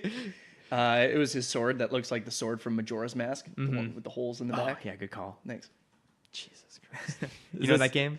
It's a video game. Is it? It is. Zelda franchise. Very Zelda. good. Chris, video games are like movies that you interact with. Yeah. What? That sounds amazing. I should try it. But only some of them are good. Oh, okay, fuck it then. I mean, so because there's been a lot of kind of backlash about the Black Widow death, because a lot of people feel it's. And I don't. Think How is this setting up the Black Widow movie? Is my question. Well, I mean, obviously that's going to be a prequel. How is this setting up the Black Widowverse? Yeah. But I mean, it's a problem that we've seen a lot in movies. It's not full on fridging. Shane, do you know what that term is? I don't actually. So it comes from a Green Lantern comic. And Okay. it was Yes. in the 90s. Kyle Rayner had a girlfriend, and he comes home one day to find she's been murdered and chopped up and stuffed in his fridge. Oh, gross. And it's basically a reference to killing a female character just to give a male character motivation. Oh, So yeah, it's yeah, also like every action movie ever. It's like the guy's Right. daughter, or it's his wife, or like, Yeah. this happens all the time. And It's in service. It's like a very in service of masculine. exactly. And Yeah. so Like, I must be the one to avenge them. Right. Like, as- why can't. as three men, what do we feel that's what was happening with Black Widow? Do you think that was actually a really organic moment for her, and like it was critical to her arc? No. No. No. Because like her whole thing was she was so. I felt to me, being someone who doesn't understand a lot of her character arc, it feels like she was always a secondary character. She never really had the spotlight. In this one, she was more of a driving force. Like you could see a little bit of the seams of her character in a good way, Yeah. where Well, she was running the Avengers. Yeah, for the and she was last 5 years. struggling with losing these connections and these people that were important to her. And she felt like this was this person that this thing is so important to her. And then her dying felt like it was an improper ending to her character arc. Like Jeremy Renner was like the one who's like, I have nothing left. I don't have my family. Without my family, I'm nothing. She was like she felt like she needed to have more success, to have something happen to her, to bring these people back, like to then see her grow and change and become this better person. And just losing her for not for no reason, obviously, but it felt like there was other characters that could have gone, and we could have seen Scarlett Johansson. Like it's almost like they had to kill her because they didn't know what to do with her. Yeah. And it's, in Game of Thrones, we always have that joke of like, next time we see each other, this is going to happen. And I think the reason it feels so unearned is we don't have that with her. Is like, if they would have given us a line or a scene beforehand where she's talking to anyone, talking to Cap, talking to Hulk, where she's like, hey, when we get back, we're going to figure this out. Or like, Cap, when we get back, when we figure everything out, like, I want to give this up. I'm ready to move on to the next stage of my life. Where her passing has an actual effect on another character other than just like, oh, now I'm sad. I think I was listening to the Watch podcast, and Andy Greenwald calls it the McBain theory, where in Simpsons, McBain's partner buys a boat. It's called the Live Forever. And then he immediately gets killed. Yeah. Like there has to be something that the person is losing. Like the Grey Worm, where he's like, "We're gonna move back to we're gonna go to the beach, happy together on the beach." So, like, I don't necessarily agree with the death, but to play slight devil's advocate here, How dare you? Black Widow has a history of being the one character who will actually do things for the greater good because she's not caught up in her own sense of ego about it. So you look at the end of Winter Soldier, she's the one who releases all of the SHIELD data onto the net, even though it means that her entire past is going to be exposed, this thing she's trying to hide from her whole life. Like she's always been the one who actually sees it on a macro level and isn't blinded by her own wants or desires. So I can see where it's organic for her to make that decision. That's like her only goal is to bring everybody back, and she is known for being okay with self-sacrifice, and so to make the ultimate self-sacrifice feels natural. But I also understand that it does feel like they didn't know what to do with her. Like they had to give her some sort of payoff moment so that the three major leads at the end would really get their payoff. Because like even Hulk, like it was fun to see him go all full on Professor Hulk. Like, oh, he's finally dealt with the duality of his nature, and that was played really well. Also, Mark Ruffalo is just amazing. Yeah, he's great. Like he is so funny in this movie, and it helps too that it's like Mark Ruffalo, this like massive hulking figure, but still being like a dad. Like just making dad jokes all the way through. And like he did a dab joke. He did the like dab thing was I thought it was so funny. It's so funny because it's like it's also perfect thinking for him. that it's 5 years in the future, and he's still making that It's joke. like a 10-year dated reference at that point. It just also it feels like Mark Ruffalo is his character is so huge, but he is so subtle. Yeah. And that it just makes it feel so effortless the way he's doing such a good job. I think one of the best scenes is when they first go back to 2012, and like when you go over to Bleecker Street, break some stuff on your way. Yeah. And he's just so like embarrassed by it. Yeah, he's so melancholy. Yeah, This is gratuitous. He pulls off his shirt. And he's fine. He's like casually tosses the motorcycle, and I love the subtle like he winces when it like he's scared of the noise. Yeah, he winces when it lands. Can we go back to Black Widow for one question? What was going on with her hair?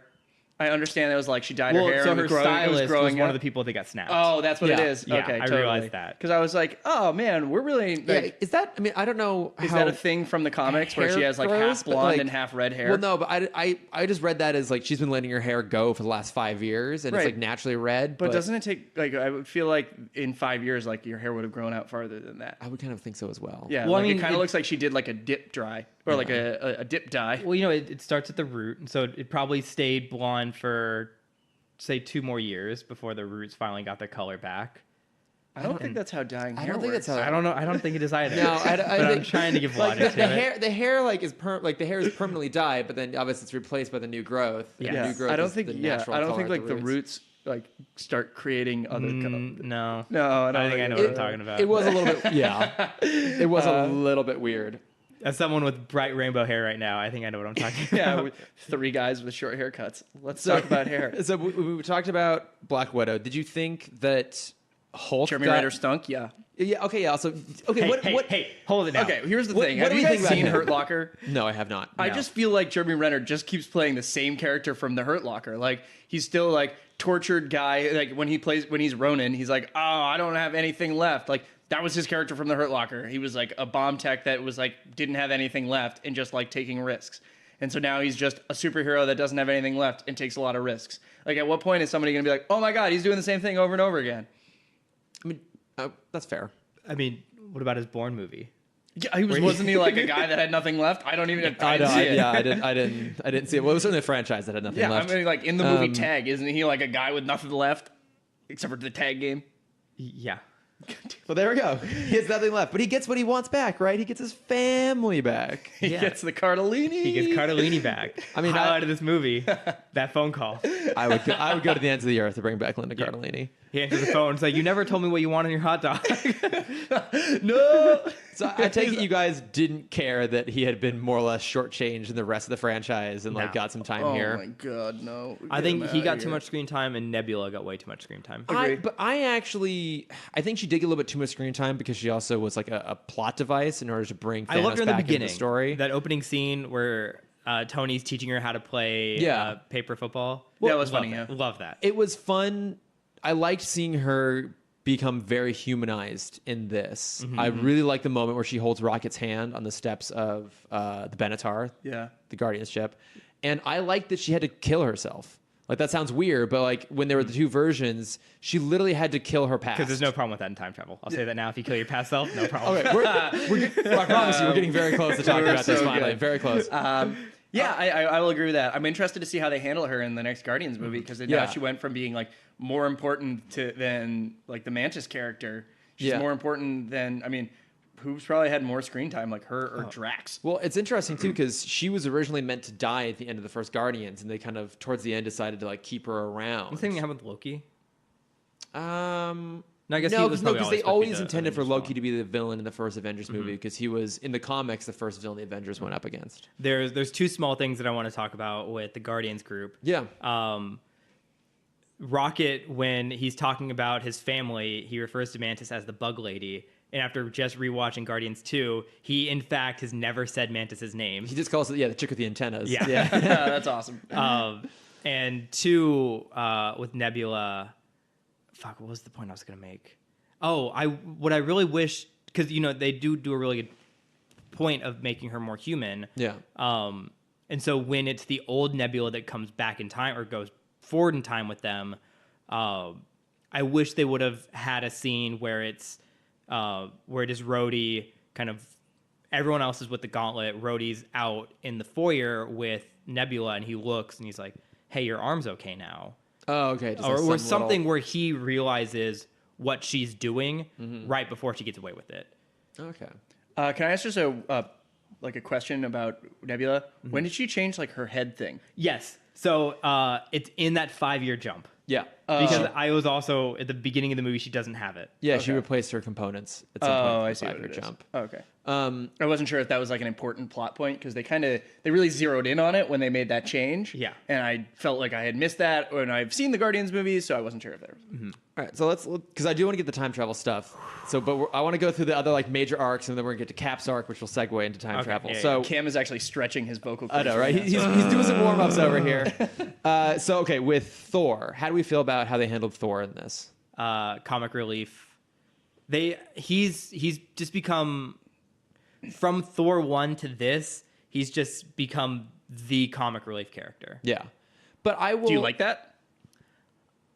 Most of the time, yes. Yeah, I think Hemsworth has fantastic comedic chops, but I think he also can do the more heavy stuff really well. One of my favorite scenes in Infinity War is when he's on the pod with Rocket, and he basically he goes to that whole thing of like all the people he's lost, what more do I have to lose? And it's a really powerful emotional moment. He's so good at jumping from that very sincere, heartfelt pathos to genuine comedy. I guess I connect because I refuse to have real feelings. I just cover much like Thor. Much like Thor, I just mask everything with comedy. Shane, would you like help adjusting your microphone? No, it's fine. I'm great. I'm just working on my posture lately. So Yeah, and especially in the beginning with Thor, where you see him murder Thanos. He does, I went for the head. Yeah.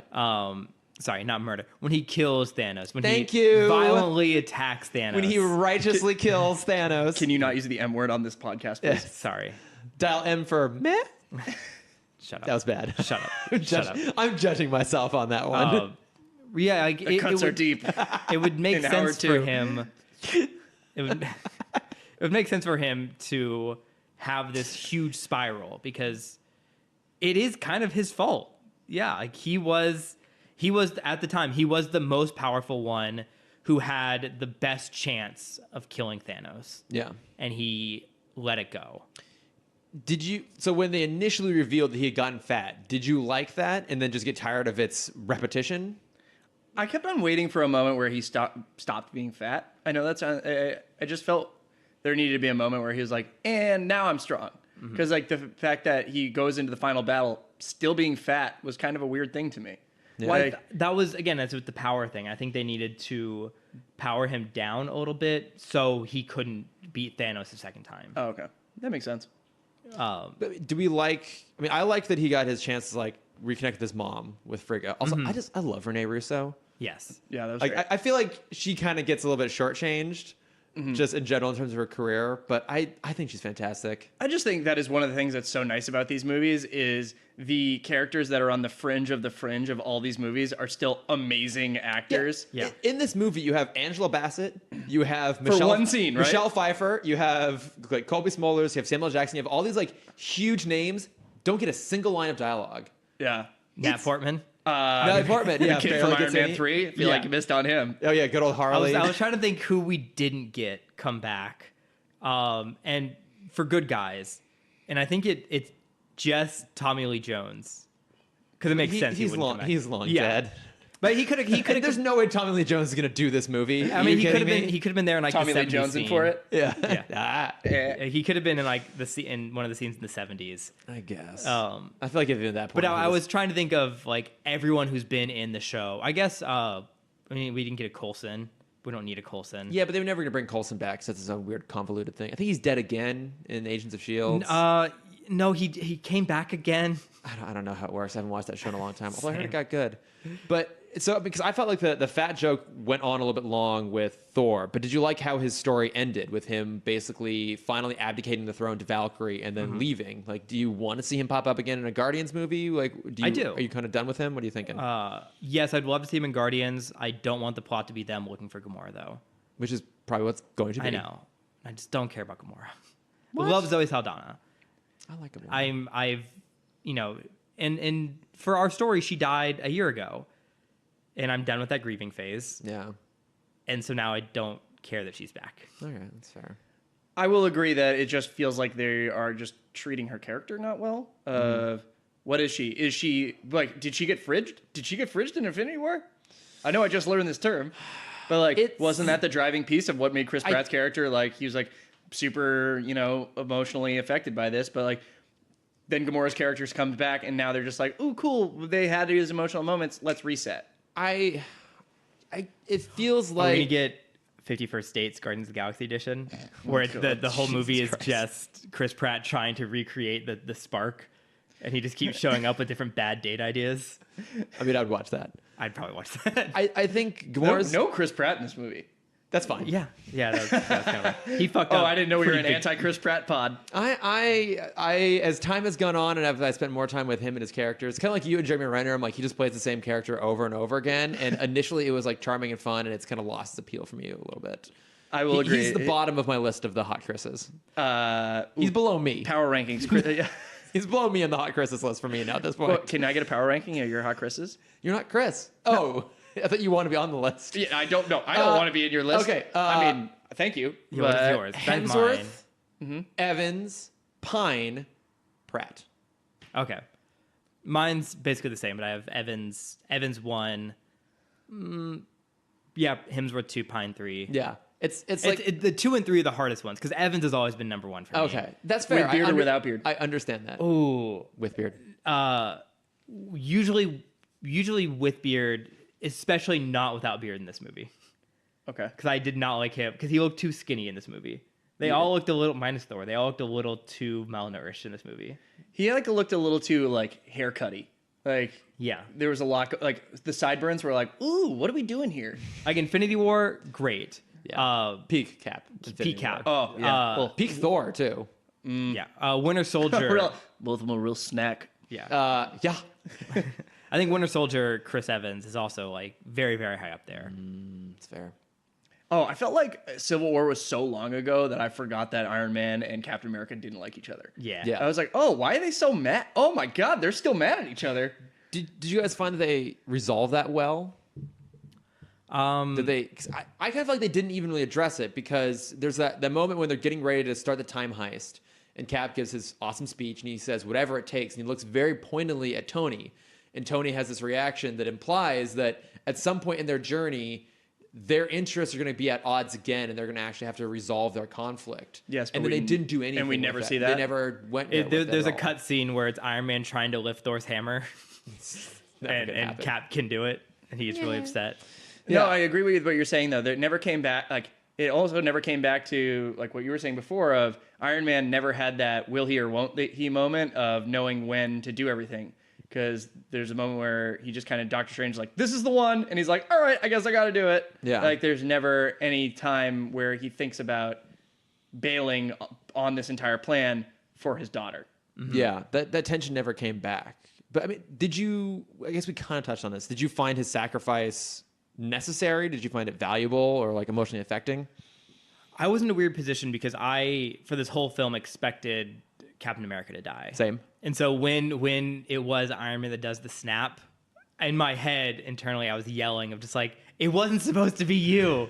It was supposed to be Evans. But I mean,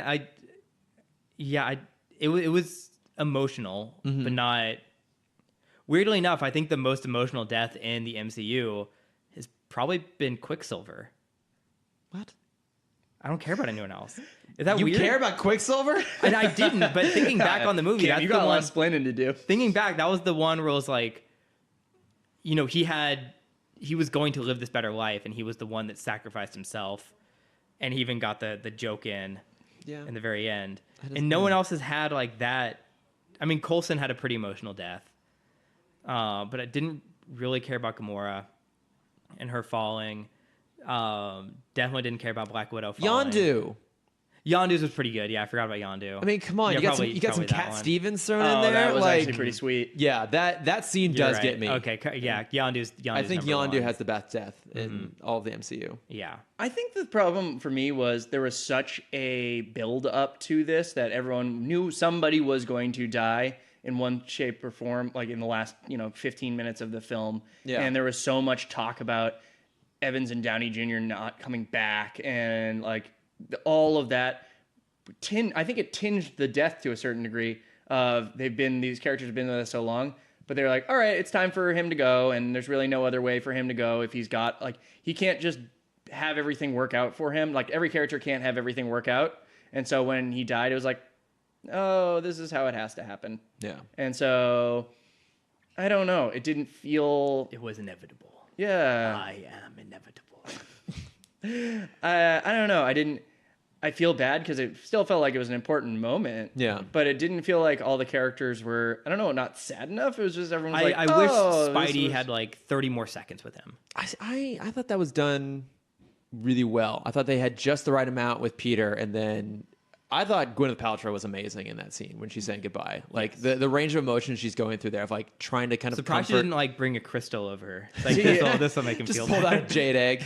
See, Don't I ask thought where. it was more like she was almost looking at the screen and it was like, now it's time for your contract to end. That's like how I felt That's it was. really it's like, oh my Yeah. god, finally I When can, you go, I can also finally leave. Yeah, I can finally just return to Goop. Yeah, like there's no worries, your morals clause is off. Like that was the thing that was strange to me. It felt like they were almost talking to the audience, which I'm sure that was kind of part of it. Of like, this is the time for everything to end. Yeah. Everybody, it's okay for this thing to move on. But it also felt just a little fourth wally to me. Okay. Not to say that she didn't act it well. Yeah. It just, how else were they going to do it? Like any other way they would have done it. There's no right way to kill Iron Man. No. Right, so it's like they're just obviously in a tough place. Yeah. But I mean, I guess it is him kind of coming full circle. There's that line in I think the first Avengers movie where Tony or Cap calls him out. It's like, you're not the kind of guy that would fall on a grenade, something he had literally done at one point. He's like, I would just throw yourself on the ground to like cover a wire. I'd just cut the wire. Like Tony's always trying to avoid doing the self-sacrifice, and then at the end of the Avengers he does, and here he does again. It's like, all right, this is the one way it was going to happen. Maybe it also, this is not necessarily fair because I don't understand all the powers like as well and as strongly, but maybe that Hulk also snapped, I don't know, 30 minutes earlier in the movie and doesn't die, and then that Tony snaps and does die. That felt. Well, they made it a point that the energy given off is mostly gamma, so Hulk can Absorb handle it. Yeah. Right, and I know that that's all justified within the thing, but usually when I think about building story, nobody has to do the hardest thing until that person does the hardest thing. So when you see someone snap earlier, like it lessens it a bit. it lessens it because there's no difference in between those two snaps. Okay. So if it kills one character and doesn't kill the other, there's no stakes have not been raised. There's no build in the climax. Like why wouldn't, if Tony gets all the Infinity Stones, why wouldn't he be like, I gotta fly these back to Thor, and then Thor, you just snap with the other arm and you'll have bad arms for 2 weeks instead of him just doing it immediately and ending it. Like there was no. I think that's fair. If he has all the stones, what's the pressing danger? Yeah. But now that's an oversimplification because obviously they just fought so hard to get the stones to there. But it just felt like they had shown me that thing already and it didn't kill somebody. So then when you show it to me and it does kill somebody, I don't feel like it's as momentous. Yeah. Okay. Because I also didn't. I mean, you see, life critical. It was also one of those things where like, oh, now he's dead. Okay. Like, oh, he's still holding the hand. Okay, he said something. What? Okay, now he's dead. Now Okay, he's gone. got it. Okay. Okay. Yeah, Yeah. that was very Um, cinematic death in that way. Yeah. I will say that I liked his funeral. Yes. It was painfully obvious that everyone was filmed on a different day at a different place and stitched in there together. But What? yeah, what do you mean? Weirdly enough, No, they were all there except that one kid. except for the one guy, except for Harley. The Iron Man 3 kid. They shot him like after a day at high school. Yeah. But like for me, That was the iPhone footage. That was just like someone's Snapchat. He rented that from like the blacktux.com. They didn't even reimburse him for it. for me, especially the second time around, the most emotionally affecting moment is actually when Happy is sitting with Morgan, their daughter, not their daughter, but Tony Yes. and Pepper's daughter, outside, and he asks her if she's hungry and she wants cheeseburgers. He's like, "I'll He's get like, you." well, how about a Cuban? And then this is all just a prequel. Damn, I'm having a sincere moment here, Cameron. I think I This agree is with all whatever prequel Chris. to Chef. Yeah. Kim, can you not interrupt Chris? Excuse me. I'm sorry. I guess my bit wasn't as important as what Chris is trying to say. No, I'm trying to be real. That never happens. I think you're winding up for a joke. Nope.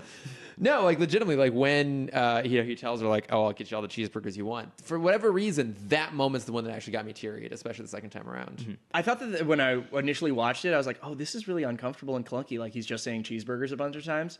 And then it felt really organic. Like, what would you say at a funeral to someone who's like a child whose daughter just died, like her father just died? You would be awkward. Like Happy doesn't have kids. He doesn't know how to interact with Well, kids. it's also such an important thing because that's what Tony wanted when he first came back from Iron Man. right. Yeah. It's a really good nod. He's like, I need cheeseburgers. And he's like, oh yeah. Like I'll get it for you. Also, I like Jon Favreau a lot.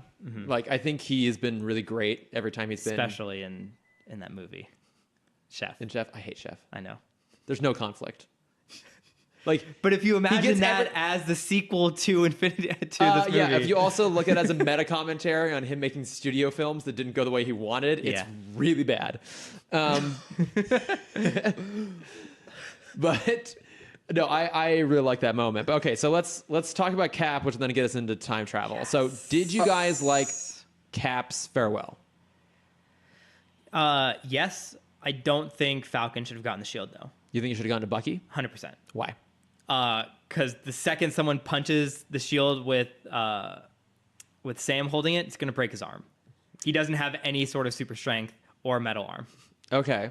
That's my only take as well. I was like, I didn't think Falcon was a strong guy. So what's he doing? He also already has a gimmick. He flies. Yeah, so he's been Captain America in the comics, but he and Bucky have been Yes. Cap. So when Cap was killed in like 2007 in the comics, someone else showed up in a new Captain America suit, took over the mantle. We later learned it was Bucky. And then eventually Cap comes back, blah, blah, blah, blah, blah. And then I don't forget the circumstances, but at a certain point, Falcon takes over. I don't know if at that point he had I been think he, augmented at all. Oh, it's a V cool suit. I saw it on the internet. Yeah, the Cap Falcon suit is pretty awesome. Oh yeah, it's awesome. Yeah. I think it's like it's when he just like leaves America. Like he does a big speech about how America's changed. Yeah. And he's like, I can't be the symbol anymore. Now, from a practical perspective, I can see why Bucky would be a better choice. And I actually Because thought... he doesn't have a gimmick. He just has a gun and Right. really cool knife skills. But And they hang on. panned over, and all the characters are like shooting powers. And Bucky's like shooting like a Yeah, It might machine as well gun. have been shooting a musket. Yeah, I would have loved that. He has to stop and reload for a while. like he might as well have been watching and like on an iPad. Yeah. Yeah. But so I will say that I was surprised by how little screen time Bucky got, especially considering that, Cap's motivation had been to bring him back, but I guess they really shifted his focus more towards Peggy, which makes sense. But I think from a kind of a character perspective, I get where they're going with Falcon, because even from Winter Soldier, like from his first introduction, he's always been the guy that would say yes and not do anything in the sense of being malicious or evil about it, but he would always try and do the right thing no matter what. And I think in terms of, if you will, the spirit of a character, that really reflects who Steve was when he first took on the mantle. Bucky's always just been a little bit harder, more practical, and maybe a little bit cynical. Yeah. Whereas Falcon is just a decent guy. He's through and through a decent guy, and he'll go out of his way and do whatever he can to help somebody else. And that's Steve. So I think it made sense. Falcon also just seems like he's more charismatic and Oh yeah, Anthony Mackie is super charismatic. Yeah, he just seems like the character that I'd rather see be the lead of that thing. Yeah. Not to say anything about Sebastian Stan, it just seems like the Bucky Barnes character is just super. I know he in the other movies he had a lot of conflict internally and everything like that, but his character just seems so thin. Other than that, Yeah. I can imagine that stories focusing on Falcon as Cap would be able to maintain what was so good about Steve Rogers, which is he's always being put in these like really tough moral decisions. And I think that Bucky as kind of like one of the voices like over his ear would be really good. Yeah. But what did you guys think about him, Cap deciding to stay in the past with Peggy? Did you like that? Beyond whether you think it worked or not, did you like it? Not thinking about the time travel implications of that. Until later in the pod, guys. Until like 5 minutes from now. We're finally going to get to it, I promise. Yes, I loved that ending shot of Okay. him and Peggy dancing. I thought that was a great way to end the film. Okay. I Shane? think that I don't have all the cachet of all the Peggy Carter stuff and all that. I still thought that was great. I just feel like I wish if Cap is like such a good guy who's had all these relationships with everybody, he was like, I'll be back in 5 minutes, suckers, and then just left. Like, we all knew he wasn't coming back, or at least maybe that's it was presumptuous, but like that Hulk was like, it's going to be a lifetime for him, 5 seconds for us. Like, we all knew he wasn't coming back. Yeah. So at least he could have been like, hey guys, thanks a lot for everything. I'll see you later, or something instead of. Well, then do you think they would have let him go if he said he wasn't going to come back? Yeah, he's his own man. He can do whatever he wants. Yeah, but someone has to turn the machine on for him. Yeah, like guys, turn on the machine. Like I'm Captain America. I'm telling you what to do. Yeah, like You do what I say. Yeah, don't tell me how to live my life. Like, Yeah. No, I enjoyed it. I thought, I honestly didn't expect him to not come back. Oh, really? That kind of surprised me. Yeah, I was expecting that as soon as it was getting teed up. Well, I mean, when he didn't come back, I was expecting. What did he do with Thor's hammer? What did he do with Thor's hammer? So I'm pretty sure he would have. He had to put it back because then time travel.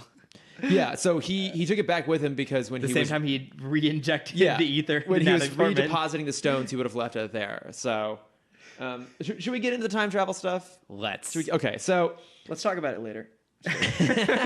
so what?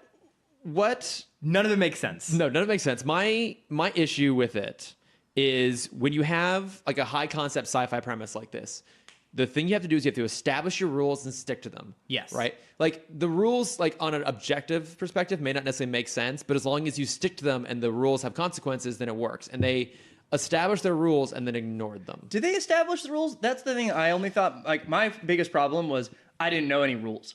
So I Yeah. felt like that, and that kind of was okay with me because I wasn't a big stickler for it.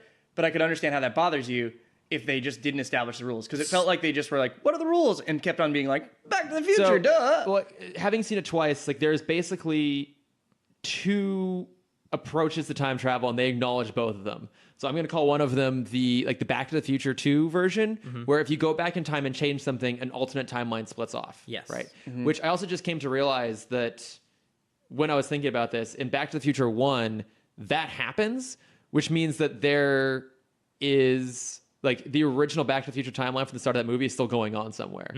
I had never thought about that before. It's crazy. But so there's the splintered timeline version, which is also like what they do in like the Star Trek reboot, right? There's like a new timeline, a new tangent. And that's what Tilda Swinton as the Ancient One is explaining, that the removal of those stones will create splintered branches that go off Right. in different places. Yeah. And the solution to that is if you go back and return the stones, then those branches never occur. Yeah, then everything So, unifies again. yeah, so that's their like rule they've established. Now, at the same time, And from earlier- Hulk's perspective, that makes total sense because Yeah. Hulk has not interfered with anything.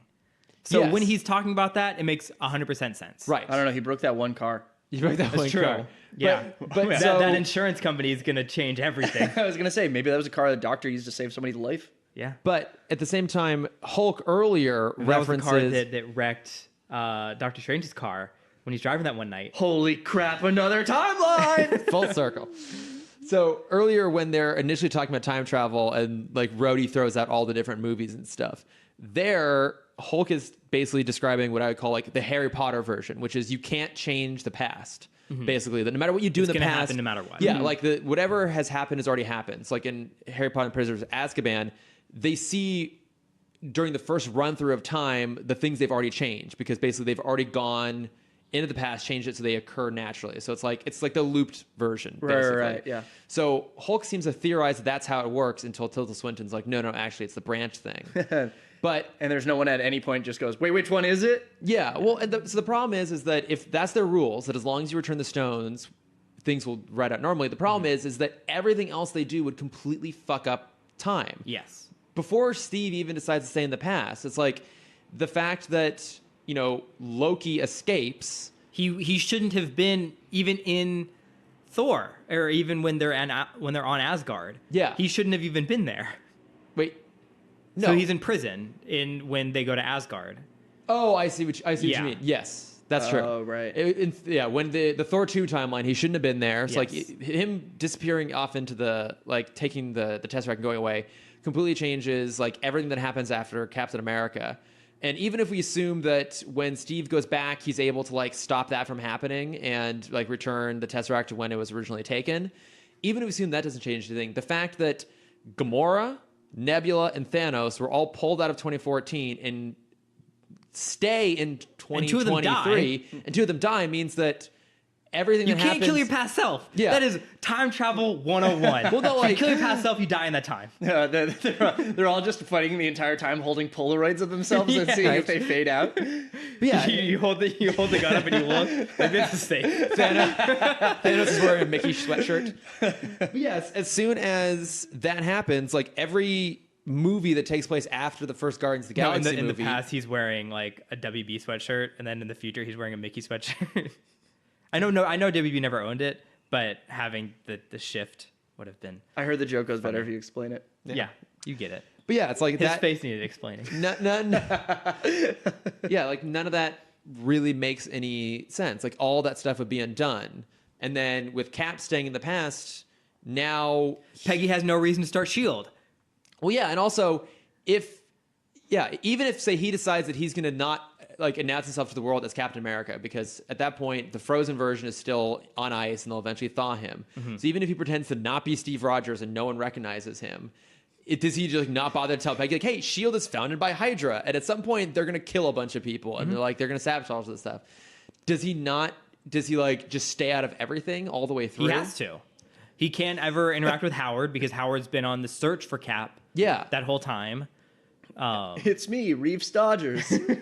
So there was an article my friend Jason sent me from the Hollywood Reporter that basically theorized that throughout the entire course of the MCU, Cap is the biggest mass murderer of all of them. that obviously, but also that Peggy's husband was always Cap, because we never see him, we never learn anything about him. So the idea is that he had always, like, this timeline had always happened where he gets the end, he goes back, and so the person that she has always referenced as her husband has always been Steve Rogers. So basically going with that looped timeline theory. Which also makes the scene where they're in the hospital all the more emotional. But Because Cap thinks that she's not delusional, has Alzheimer's, when she's actually just Right. trying to talk to her husband. But also, that can't be true. Like, we know that... I had this figured out last night. I should have written it down. But, like, there are other moments in the movie that prove that the looped timeline theory doesn't work. I'm trying to remember what they were now. God damn it. Don't look at me. I love to hear you guys talk about this. I honestly don't have anything to add because my detail knowledge is so weak.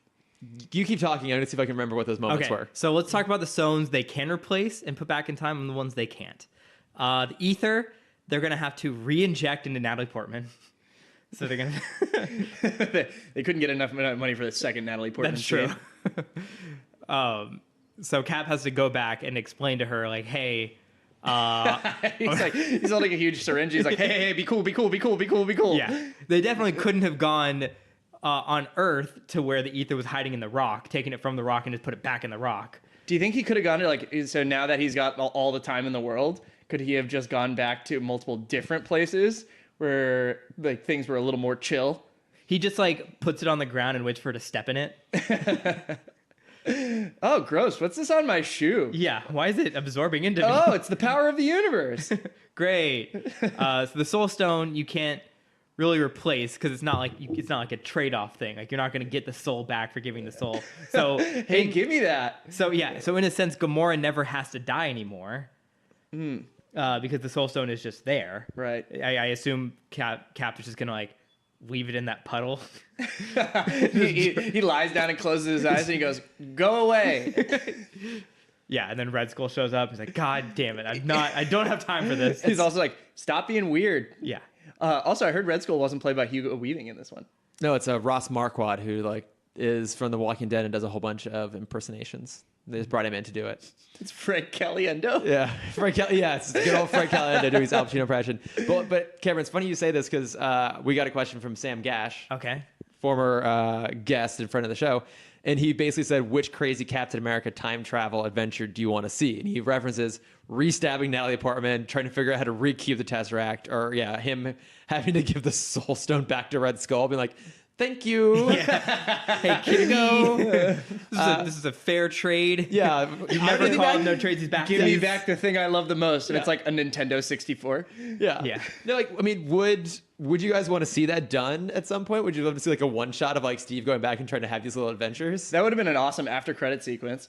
That would have been fun, actually. Yeah. I mean, I think for me, the after credit sequence that I've always wanted is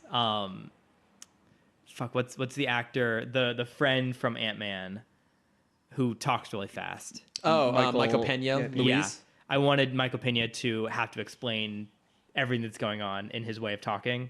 Oh, that'd be amazing. And that's what everyone, I think the running joke between Infinity War and Endgame was Michael Pena, they were going to do like a 5-minute bit where he's going to explain the entirety of the MCU from Iron Man to Infinity War in his way. And I think that would have been a great... That would have been incredible. You know, the same way they do like the Thor one-offs where he lives on Earth with a flatmate. Oh, that was yeah, awesome. yeah. Where was he during Civil War? Yeah, if they had that with Michael Pena, I think it would have been fucking hilarious. Also, I figured out why the looped theory doesn't work. Okay. It's all the stuff that happens when they go back to the Avengers Tower. Like, that stuff didn't happen in the original timeline. Like, Right. Loki didn't escape. So this movie does prove that you can go back and change the past, and it wasn't always that way. Mm-hmm. So and you can't kind of fix that because then Cap and Iron Man have no reason to go back to the 70s. right. Yeah. Yeah, and so, like, some people are saying, like, again, that, Cap was the husband all the way through. That can't be true. Like, this movie proves that you can change the past and that things will play out differently, which means that no matter what happened, he went back and replaced someone as Peggy's husband. Maybe what if in part of that timeline when Loki escaped, he dressed as Loki and just filled the role until they found him in time and then put him back. Sorry, say that again? That didn't make any sense. No, it makes sense. Okay, great. Well, they also needed Counterpoint. It does make It sense. makes Well, sense. they also had to set up the TV show we're going to get. So I think Loki escaping is going to be the premise of the Loki TV series. Oh, maybe, but then, like... I'm a big fan of the Loki verse, so Because that's the that same just- reason now we have Bucky and Sam best friends. Yeah, but, like, they're ready for their show now. But and then we got the Cardellini show the coming. Cardellini show. yes, Linda C. and me. But... cooking with Cardellini. Yeah. It's just a cooking show based in the Marvel universe. Nothing but hot dogs and mayo. Yeah, But and so, like, anytime she needs something, Hawkeye just shoots it with an arrow. No, there's nothing different. It's just a Yeah. normal cooking show, but Linda Cardellini has to play a character. Yeah, But so, like, with Bucky and Falcon, like, the movie ends in a way that makes sense to have an ongoing adventure. But it would be really bizarre to all of a sudden have this, like, Loki spin-off series that takes place in the middle of a timeline that's probably getting erased. Like, that doesn't... I don't know. It's just like the whole thing left it so messy. yes, and I think that's what the What If series is going to be on. Is like, what if Cap messed up here, and then we're going to see that timeline. What if Cap messed up here? We're going to see that timeline. I think that they're just going to blow right past this and ignore all the complications. And my problem with them, I get why they do that, because sometimes it's easier just to, like, ignore the plot holes and keep going. And that has obviously happened before in Marvel movies. But I've always given them credit for being a group of people that generally sweats the details. And I feel like this time around, they really didn't.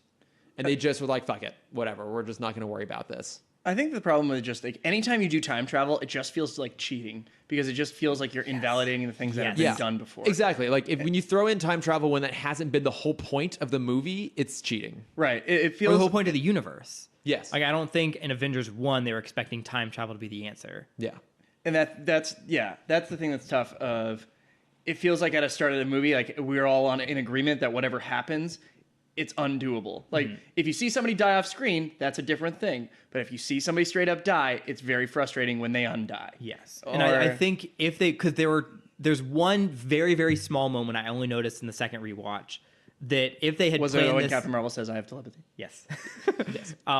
if they would have had this foresight back in Avengers to plan for this, they could have done it well. And it's in the beginning when Hawkeye's 2 kids are playing catch, only one of them has a glove because Hawkeye takes the other glove. They would have probably bought another glove. We don't know when in time that was, but it's, I think... You think that they can, the Hawkeye family could just afford gloves like that? Come on. They're spending all their money on him buying other costumes and More shooting bows and bomb arrows. arrows. Yeah. Look, I mean, yeah, I think that they decided to not really address the complexities of time travel, and I feel like it's something that they normally would have done in the past. And I guess that was my issue with it overall. Yes. Do we have any other major thoughts, or should we kind of in our last little bit here get into some of the questions and comments we've had from our listeners? The other super small detail that I love that I only caught on second rewatch is we're not going to go into the Spider-Man stuff because that's all already fucked up. Yeah. Although I do want to talk about like, what happens next at the end of it. So. Okay. So in that scene where you see Ned again, he's wearing the day the Earth stood still shirt. Oh, that's cool. And I think that's a great little like. That's a good reference. Nice. Yeah. Okay. So I was looking up the thing. It's actually like the Liani Laurel thing. It's the power of suggestion. So you think you hear it because people have told you hear it. Gotcha. But it's actually a combination of Thor's footsteps and something else. I'm glad you explained this. It's a big Reddit theory. I was about to call you out on your shit. Oh, I mean, you guys already did, and I was wrong. Yeah. So we already addressed our questions from Sam and from Trevor. We also got one from Chelsea W on Instagram. Yes, Chelsea is the girl that I box with. I was on her. The podcast episode will be out potentially by the time this comes out. Oh, sweet. Awesome. I didn't realize that's who that was. Yes. Thanks, Chelsea. But she wanted to ask, do you think that one character had more of the focus of the movie over others? Also, were there actions and situations that seemed out of character for certain heroes because this is supposedly the last one to finish the series off? She's just curious, since you guys are the experts here. I would hardly call us experts. We're not experts. Let me tell you, I'm an expert. Yes. Shane is the real expert here. But I mean, that's a good question. Do you think one character had like all the focus, maybe too much focus, and did anyone seem like to do things out of character? Well, I mean, the Cap going back in time and just letting everything happen is very out of character. Very out of character. Like, because he's the guy who will always intervene. We can now say 100% Cap is the biggest mass murderer in the entire MCU. It's absolutely true. Aside from Thanos.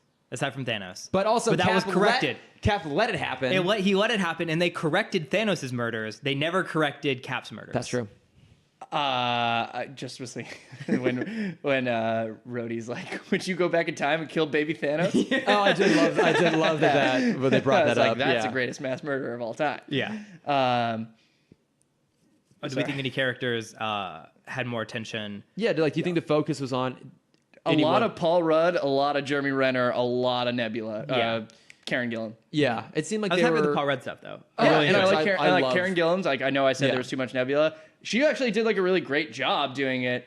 And just me and the Rennerverse, man. Until she murdered herself, she was doing great. Spider-Man Enter the Rennerverse. I love That the murder movie was herself stink. thing. What? Sorry, I'm doing my own podcast. Into the Rennerverse? Yeah. No one wants to say that. Yeah, I mean, I think that they. It's just the Hurt Locker Renner meets the the Born Identity Renner And, meets and then it's Hawkeye the Renner. Spider-Man pointing at itself meme because he only does the same character. God damn it. It's like, No, oh, it's who not- did you save? Oh, I saved some people. Who did you save? I saved a couple people. Did Or, you lose oh, someone? you're- Oh, I lost my wife. I lost my wife. I lost my wife. Are you tortured? I am tortured. There's just one of them that has a terrible mohawk, though. It's Yes. the only way you can tell them apart. Mohawk. Shut up. Shut Yes. up. Shut up. Shut up. Chris took 2 notes the entire time. And it was Natalie Portmanteau and Mohawk Eye. Yeah, I think that they refocused their attention on characters that weren't in the last movie very much. So, obviously Ant-Man's in this one, so we're going to spend more time with him. Same with Nebula. Yeah, I like that they spent more time with Rocket, especially, because I love him, and I thought he's really good in this. Does Dave Bautista even have a speaking line? No. Does Groot have a speaking line? He says, I am Yes. Groot once. And it doesn't even sound like Vin Diesel. Real creative. I No, was it honestly doesn't. surprised when it said Vin Diesel in the credits because I didn't think it was him. You thought I was going to say Dwayne The Rock Johnson? Just straight up stole it from That's him. like Dwayne Johnson's final payback as he gets the last Groot line of this. He swoops Groot from him. The greatest revenge. Yeah. But no, I would agree that I think Cap Stang felt out of character. And I get why they put that in there. To me, that was also like a very fan servicey moment. So people wanted, and I got they wanted to give him a happy ending. But I think Also, he can't age, right? Or he ages much slower than everyone else. he ages much slower. Yes, that's. So do you think weird. he went back in time a couple times with Peggy? They just kept going back in time? Yeah, he was like, oh, that's fun. Let's do this again. Yeah. It's the time traveler's wife all over again. Yeah, Peggy. They're actually in a polygamous relationship where it's 7 Captain Americas and 1 Peggy. Oh my god, I'm on board. She's on board. She's Yeah, 100% on board. yeah. More Cap, more better. Where's this going? The dancing scene is actually there's a bunch of guys just waiting in line to dance Yeah, with exactly. the same song. Excuse me, it's my turn. Hello, it's me from 20 years in the future. But we also got some comments too from some of our regular friends. So Paul Hill said that he just came back from the cinema. So many great comic book nods. Yeah, big shout out to that guy for saying cinema. So much like makes any experience better when you say cinema. We went to the 100%. cinema. yeah, like if you go to the movie theater, you had a fine time. You went to the cinema, you rocked it. It was a That's cinematic awesome. People are experience. classy in the cinema. Yeah. Dude, also, like, that's a classy comment. Yeah. He said he's emotionally drained because it was a huge roller coaster ride, but he loved it. He said, for me, as a Marvel comic fan, it was great. Thrilled by the action parts, laughed at the comedic parts, had tears at the sad moments. I don't know if I liked how the film ended with the future of the MCU, but I'm curious where they take these characters in the future. I do want to talk about that at the end, too, like where we think this is going to go. Okay. That's a great question. And then we got a comment here from Gordon Wills. Still gathering my thoughts on Endgame. Really, it's easier to narrow down the things I didn't like because there wasn't much. There was so much fan service, but I loved it. Agreed, too much fan service. I wanted Tony to survive and play more of a Nick Fury role in the future, but it was interesting to see the role reversal with Peter from Infinity War. So that would have been interesting too, because that's something that happened in the comics. Like Nick Fury died or faked his death or whatever, and at a certain point, Tony became the director of S.H.I.E.L.D., Oh. which could have been kind of interesting for them to go down that route. I But think also- that was the most expected route. Yeah, but I can also see why they didn't do that from a practical perspective, because Robert Downey Jr. is so fucking expensive. To even have him pop up in one movie is like a huge budgetary thing. I also Almost as think much he- as Natalie Portman. Yeah, I right. also think you kind of did. You already saw him do that a little bit, like in the first Spider-Man, the first Tom Holland Spider-Man. Yeah. Like he's already playing that like distant mentor role where he's already directing things from afar and everything like that. I'm like, I've already seen him do that. I don't need like if I'm gonna get Robert Downey Jr., give me a movie of Robert Downey Jr. If I'm not gonna see if I'm gonna see a bit of Robert Downey Jr., keep him. Yeah. But I did like that there was that kind of role change where now Peter was the one having to say goodbye. I thought that was well done. Yeah, that's cool. Time travel always presents plot holes, and we have to accept them to an extent. That No, said, can't accept any of them. well, hang on. He said, Hey, shout out to my guy. We can accept him. right. That said, I didn't like Cap's send off. There were problems returning the stones, Soul Stone. It took them 2 tries to get the Space Stone. Yeah, exactly. Like the mechanics that don't make a lot of sense. He says the final battle, all the feels, the deaths. This is the first time in a lot of these movies where I actually felt the weight of them. Black Widow dying was tough, and I think there definitely is some emotional resonance to that death. I think maybe like on subsequent viewings, I might. I feel think it more. if she was allowed to have emotion before that moment, I think it would have been a little bigger. Okay, Because yeah. every time we've seen her since Iron Man 2, she's been the calm, cool, collected, in the same way you described Iron Man. She's Always has an aura that she knows what's going yeah. on. See her break a little bit more. Yeah, might have and we been- see yeah. it in the beginning of this movie where, she's trying to be the Nick Fury of it all, and she can't handle, she doesn't know how to handle the pressure. She starts to have emotion, and then Cap comes in and makes a joke, and she's like, "Oh, I'm okay. Don't worry about me." I'm like, no, you're bottling everything up. You need a moment to release, Yeah. and we never got that moment. No, I think that's totally fair. Okay, we got. I thought Fat Thor was funny, but ran a little too long. Yep. It was great seeing all the past scenes from different perspectives. The recreation of the Winter Soldier elevator scene was excellent. I'd agree. I think that was like one of the stand-up moments of the whole thing. Oh, for sure. He says, "I Yeah, think and now they all know that Cap knows that they're Hydra, so it doesn't make sense again. again, it doesn't make any goddamn sense." He says, "I think I liked Infinity War more as a standalone, but it was a lot of fun. I feel they created some problems for the future, which will probably never be addressed, like the 5-year gap. So did half of Peter's classmates age 5 years and move on? This is something we're definitely going to talk about before the end here. I guess we'll know soon enough. What I'm really looking forward to is seeing how these Disney Plus shows fit in. I've invested so much in the last 10 years. It really does feel like an end. The movies will still make money, but I feel like it's going to be hard to get back to this level in terms of anticipation." Agreed. I would absolutely agree with that. And then I was chatting with one of our good friends, Ashley Clark, aka Pretty Dang Nerdy, who, poor girl, was like chaperoning a prom until 1:30 in the morning. So she sent me her thoughts. Peggy and Steve ending was all I wanted. I don't even care. It has 500 plot loopholes. It's perfect. When I could see them dance in the window, I sobbed. Thor does not have consistent characterization. There's not enough Loki. Glad that some deaths stand. Deaths are okay if they're allowed to be meaningful. About the fifth time I cried in the middle of it all, I wanted to say this isn't even my universe.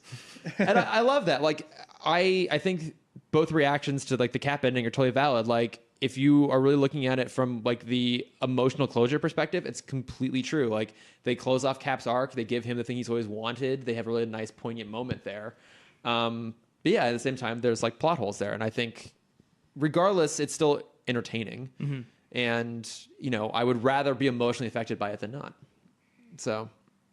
Agreed. Yeah. And I agree too that I think Thor's characterization bounces around a little bit. I will disagree. I feel like I've had enough of Loki. I'll be honest. I'm like, oh, he's going to get out of it again. Like that. Silly guy. So you're not super excited for the Loki Disney Plus show? Yeah, I'm high key not excited for the Loki show. That's all right. Also, where did this high key thing come from recently? Like, you and another friend of mine keep saying all the time, like, I'm high key instead of low key. Well, Was that a Loki joke? what? It Was was. that just a Loki joke? Did you just? Yeah, I mean, what? I don't know. It doesn't matter. Where can't does make high key jokes come like from? Chris. I don't know. Cool people say it, so I want to be like cool people. I like. It's Electric Factory is what it is. Oh yeah, Son of dog. a bitch. What can I say? I'm just an amalgamation of people that are better than I am. This is absolutely true. I mean, aren't we all though? No, you're great. So, Thanks, man. It's for you. Not kind really, of but you're great. the last thing I want to talk about here at the end is where do we think things are going to go forward from here? So what we have announced is Spider-Man Far From Home, which is obviously coming out in just a matter of months. We know they're making a Black Widow movie because that's like, you know, started filming, I think.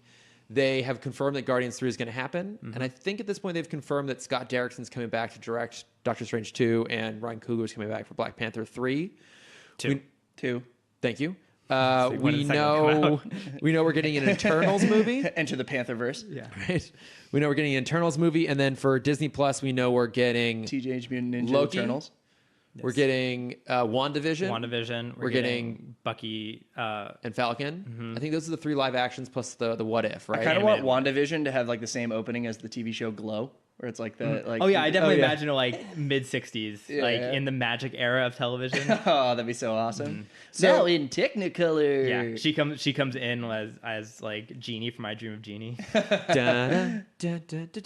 Hey, Bewitched is getting a reboot. Why can't I Dream of Genie? I've been saying that for a while. I want the Magic series to come back because I don't know if you saw Illumination. Or is you doing, saw fourth person Or in you the row. saw. Yeah. Illumination is doing Addams Family. It looks terrible. It looks really bad. Yeah. Who is in it? Is that because I saw? I don't remember the voices. Oscar Isaac Oh, yeah, as it's a good voice Gomez, cast. Charlize Theron as Morticia. Did you know Nick Oscar Kroll Isaac is as not the Uncle guy from Fenster? 10 Things I Hate About You? No, that's David Krumholtz. They look the same. That's Matthew McConaughey. Also, I mean, maybe back in the day they looked kind Are of you similar. talking about Heath Ledger? Wait. Oh shit! I'm thinking Hattie was the guy in 10 Days. you moron. Yeah. Also, like, Excuse me. I love David Krumholtz. Time has not been particularly kind to him, and he and Oscar Isaac do not look similar anymore. But like, I mean, where do we think we're going? Allison Janney's in it. Chloe Grace Mark. Oh, quick question. What cast list are you reading? Addams Family. When It's like 10 Things I Hate About You. What? Allison Janney is in 10 Things I Hate About You. is she really? Yeah, she's the guidance counselor who's writing the erotic novel. Of course she is. Yeah. Joyce, what's in the word for engorged? When Scott is changing ages, is that the Stranger Things kid when he's a teenager? No, I think it's No. just some kid. Okay. It kind of looked like him, so I wasn't sure. Iron Man They 3. they got You're some right, random sorry. kid. Just trying to who's, get like, him in wherever they can. Some random kid is much cheaper than getting Finn Wolfhard. Also, they would Thank you, totally that's his save name. Finn Wolfhard for an actual role at some point, That's probably. true. Yeah. Greatest name ever, too. He's Okay, great. so- He does great stuff. So I do want to wrap it up here so the podcast is not as long as the movie itself.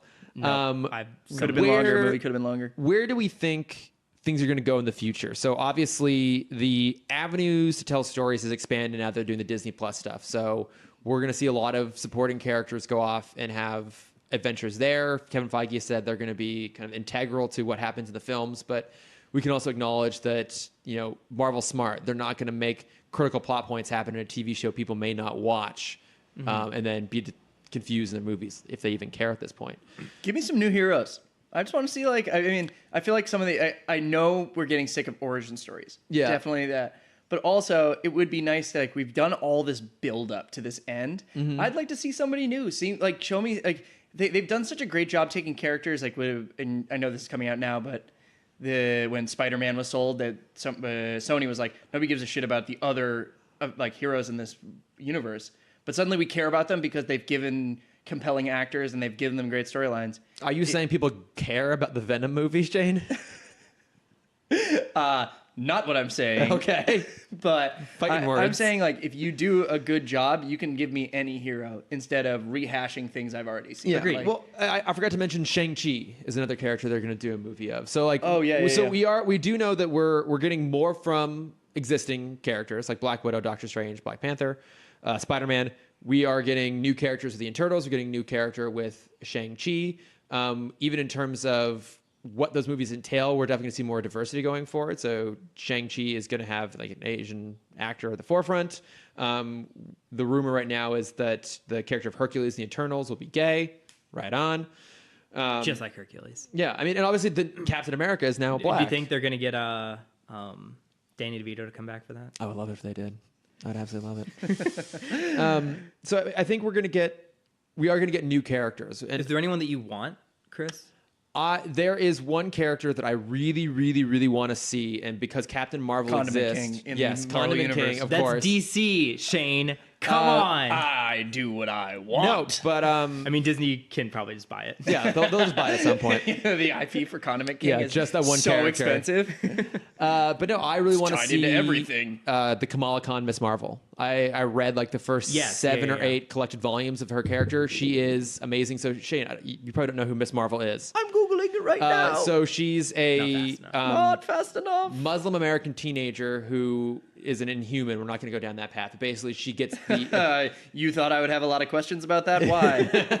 she has Mr. Fantastic style stretching ability powers. Oh, cool, nice. But her comic stories are really amazing because there's just the pressure she feels from her family in terms of sticking to her traditional culture, how that clashes with being a modern teenager in the world, trying to hide her superpowers from them, trying to be a hero. Captain Marvel was prominent because she takes inspiration from the name. And Captain Marvel is her hero, her icon. So there's baked into that story this idea of this teenage girl wanting to be a hero and looking up to another female hero, which is obviously something that we're now seeing because we have more female heroes on screen. So that sounds cool. I mean, that's the one I really want to see, either as part of a Captain Marvel movie or preferably even her own movie or show. I want to see it as a movie. I want to see that character get prominence in the same way the Black Panther did that the Captain Marvel did. Agreed. What about you? I want to see Nova. And really, in that same vein of high school heroes coming back, did you ever watch Ultimate Spider-Man, the animated series? No, but I've heard it's good. It's really good. Drake Bell, great voice actor. Always classic. I love the idea of the SHIELD trainees having to go to school together. Oh, and so yeah. you have, obviously Spider-Man is there. You have teenage Luke Cage, teenage Iron Fist. You can't really do that. I mean, you could, but you don't want to right now. Yeah. You have White Tiger and Nova. So you basically want to see Marvel do Sky High. Yes. Makes sense. Yeah, I honestly, there was a couple things Hear I me want to out. see, and one of them Sky. is give me genre films, but they're superheroes. Yeah. Show me, an 80s John Hughes That's it, superhero yeah. movie, or Yeah. or give me, you're saying with this Miss Marvel character, of give me real character studies, things that it's not about their powers, it's about their emotional journey. Mm-hmm. I feel like those are the two things I want to see more of, because otherwise it gets stale. Give me, if you want to give me, a bunch of one-off adventures on a TV show, that's great. But if you're going to give me movies, give me an homage to something that, or a genre film what was it? Winter Soldier was an espionage film that just happened to be a Captain America movie. Is there a genre?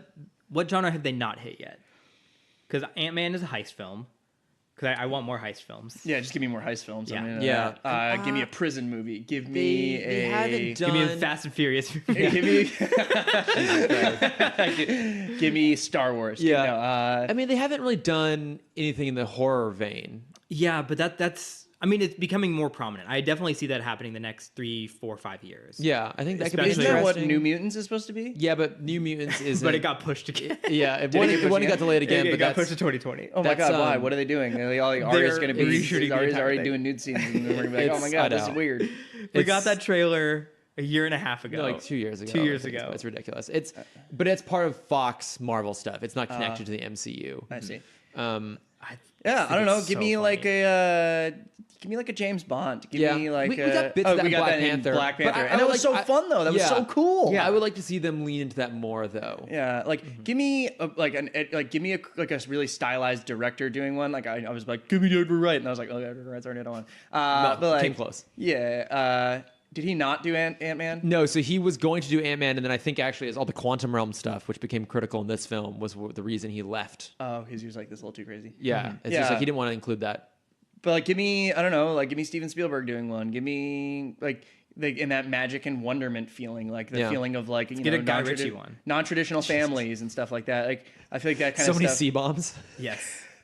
Yeah, that's like, or I don't know, maybe give me a documentary style one. Oh, that could be cool. Yeah. Free Solo style. Yeah, or like something like that where if you know you have all this IP and you're gonna just keep giving me origin stories, give me a documentary style origin Yeah. story, like where it just feels like, because if you have to do the same thing to bring heroes in, do it in a different way. So I want to see it. Yeah. I mean, yeah, we have crime, so we could do like a Watchmen style story. Gangster. We don't. Yeah, have yeah. What if they did a gangster. Zack Snyder style one? Yeah. Just so gray. I'm into it. The I'm into entire it. time. So I mean, we know. What if Iron Man and Captain America fought each other?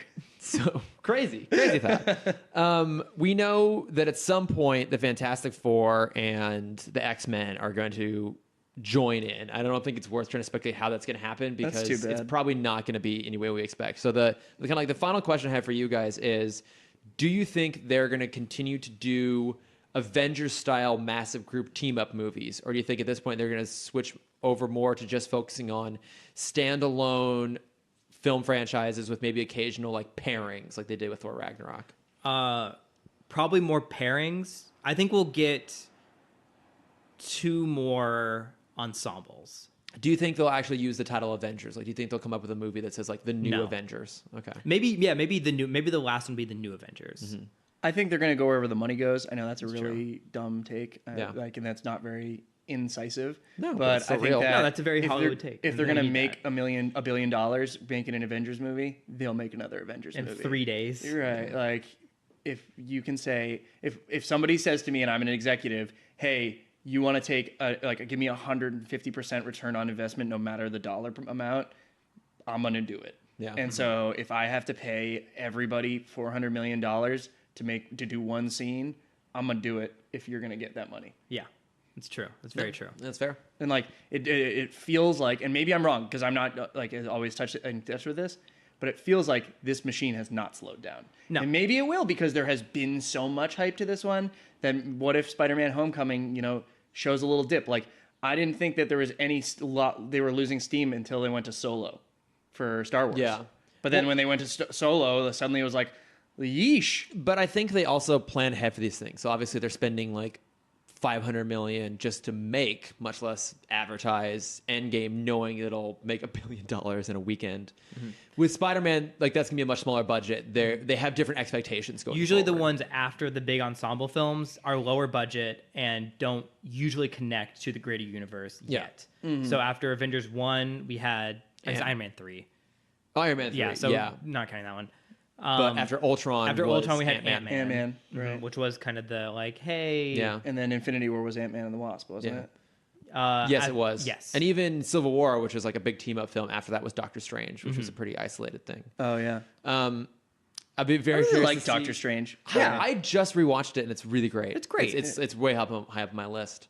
I'm very curious to see if they address it all the fact, as we got in the comments, that like half of Peter's class would now be 5 years older. We'll see if they acknowledge it. They probably won't. They'll probably just skate right past the thing it. that's weird to me is I'm not trying to say, Chris, you're not coming up with that idea on your own, but like so many other people have also said that. Like it feels like that is a big thing. It's a really big point. Person like me who doesn't watch any of this stuff, and really I didn't question the time travel a lot because I was like, oh, they said time cop, great. It's all you want in a movie. That feels like a big thing. Like, what happened to MJ? Is she 5 years older? Like, is she going to be like, weird how he died for 5 years? Like, yeah, wasn't that a strange thing that happened? Yeah, like you'd think that there, as you get into so many jokes about being dust. Yeah, yeah. Or like, do people not remember that? Or like, do people go on not questioning it? Like, wouldn't the news like they're like, oh yeah, just like kind of go about your normal lives, and Peter Parker's like, no, I totally don't know what's going on here. Oh, also another kind of time travel point. Sorry, I know I'm doing this 2 hours in. Can they also direct where they land in time travel? He did say it's a time and space GPS. Okay, then why turn left at 1972? Exactly. Then why do they need the ship when they go back to Morag? I don't know. Okay, it doesn't make sense. Right. They were carpooling. That's why. It was like they were like, oh, it's gonna be more expensive if we do like an Uber X. You're so right, we'll just like do a pool and then we'll fly over to Morag. Also, I guess Clint shrunk the ship down and brought it with him. I guess he must have because it's in the end. Yes. Okay, I think it's time for us to wrap. Oh, fine. At this point. So Shane, thank you once again for joining us. Thank you guys for having me. It's always a pleasure to have you here. We definitely want to have you come back on whenever we start doing the live action DC films. Oh yeah, definitely. Definitely do that hopefully soon. I'm gonna make you guys bring me back for John Wick 3. Oh, you're absolutely coming back for John Wick 3. So I'm I very can just excited go for that movie. And my incisive takes will be like, whoa. Yeah. Do you care if people find you on social media? Do you want people to know? Yeah, who you you're are, welcome what you to. do? It's very boring. I'm very sorry. I like people. It's pictures of me playing golf or going to NBA games. Yeah. So it's Shane K. Tully. It's pretty exciting. And my Twitter is very inactive. I'm more of a lurker, so I apologize. There we go. What's your Reddit? If you wanna. No, I'm gonna pass on that one. What's your social security number? Starts with a 0.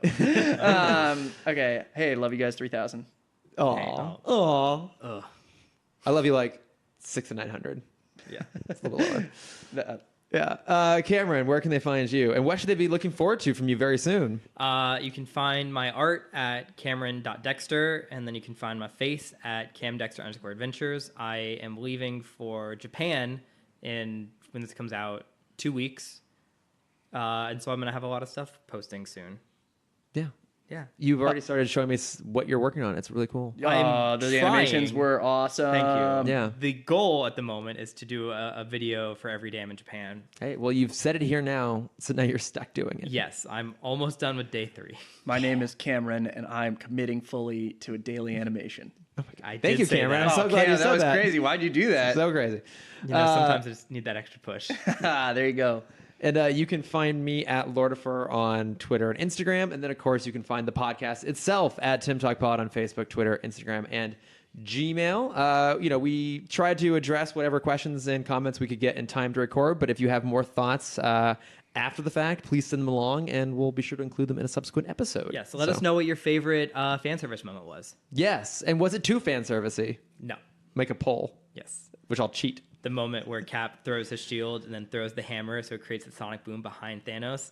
Fucking Oh, was that what that perfect. was? Yeah. I was like... Because that's a callback to Avengers 1 where he tries to stop Iron Man and Thor from fighting each other, so he blocks the hammer with the shield and it creates a sonic boom. It's beautiful. Oh, I felt like that's me being a dumb guy. I was like, he missed. It's choice. It's very choice. It's Luck Factory for sure. Okay. Nice. All right. I'm going to stop this now before it continues. Okay. But thanks for listening, everybody. Thanks, guys. Bye.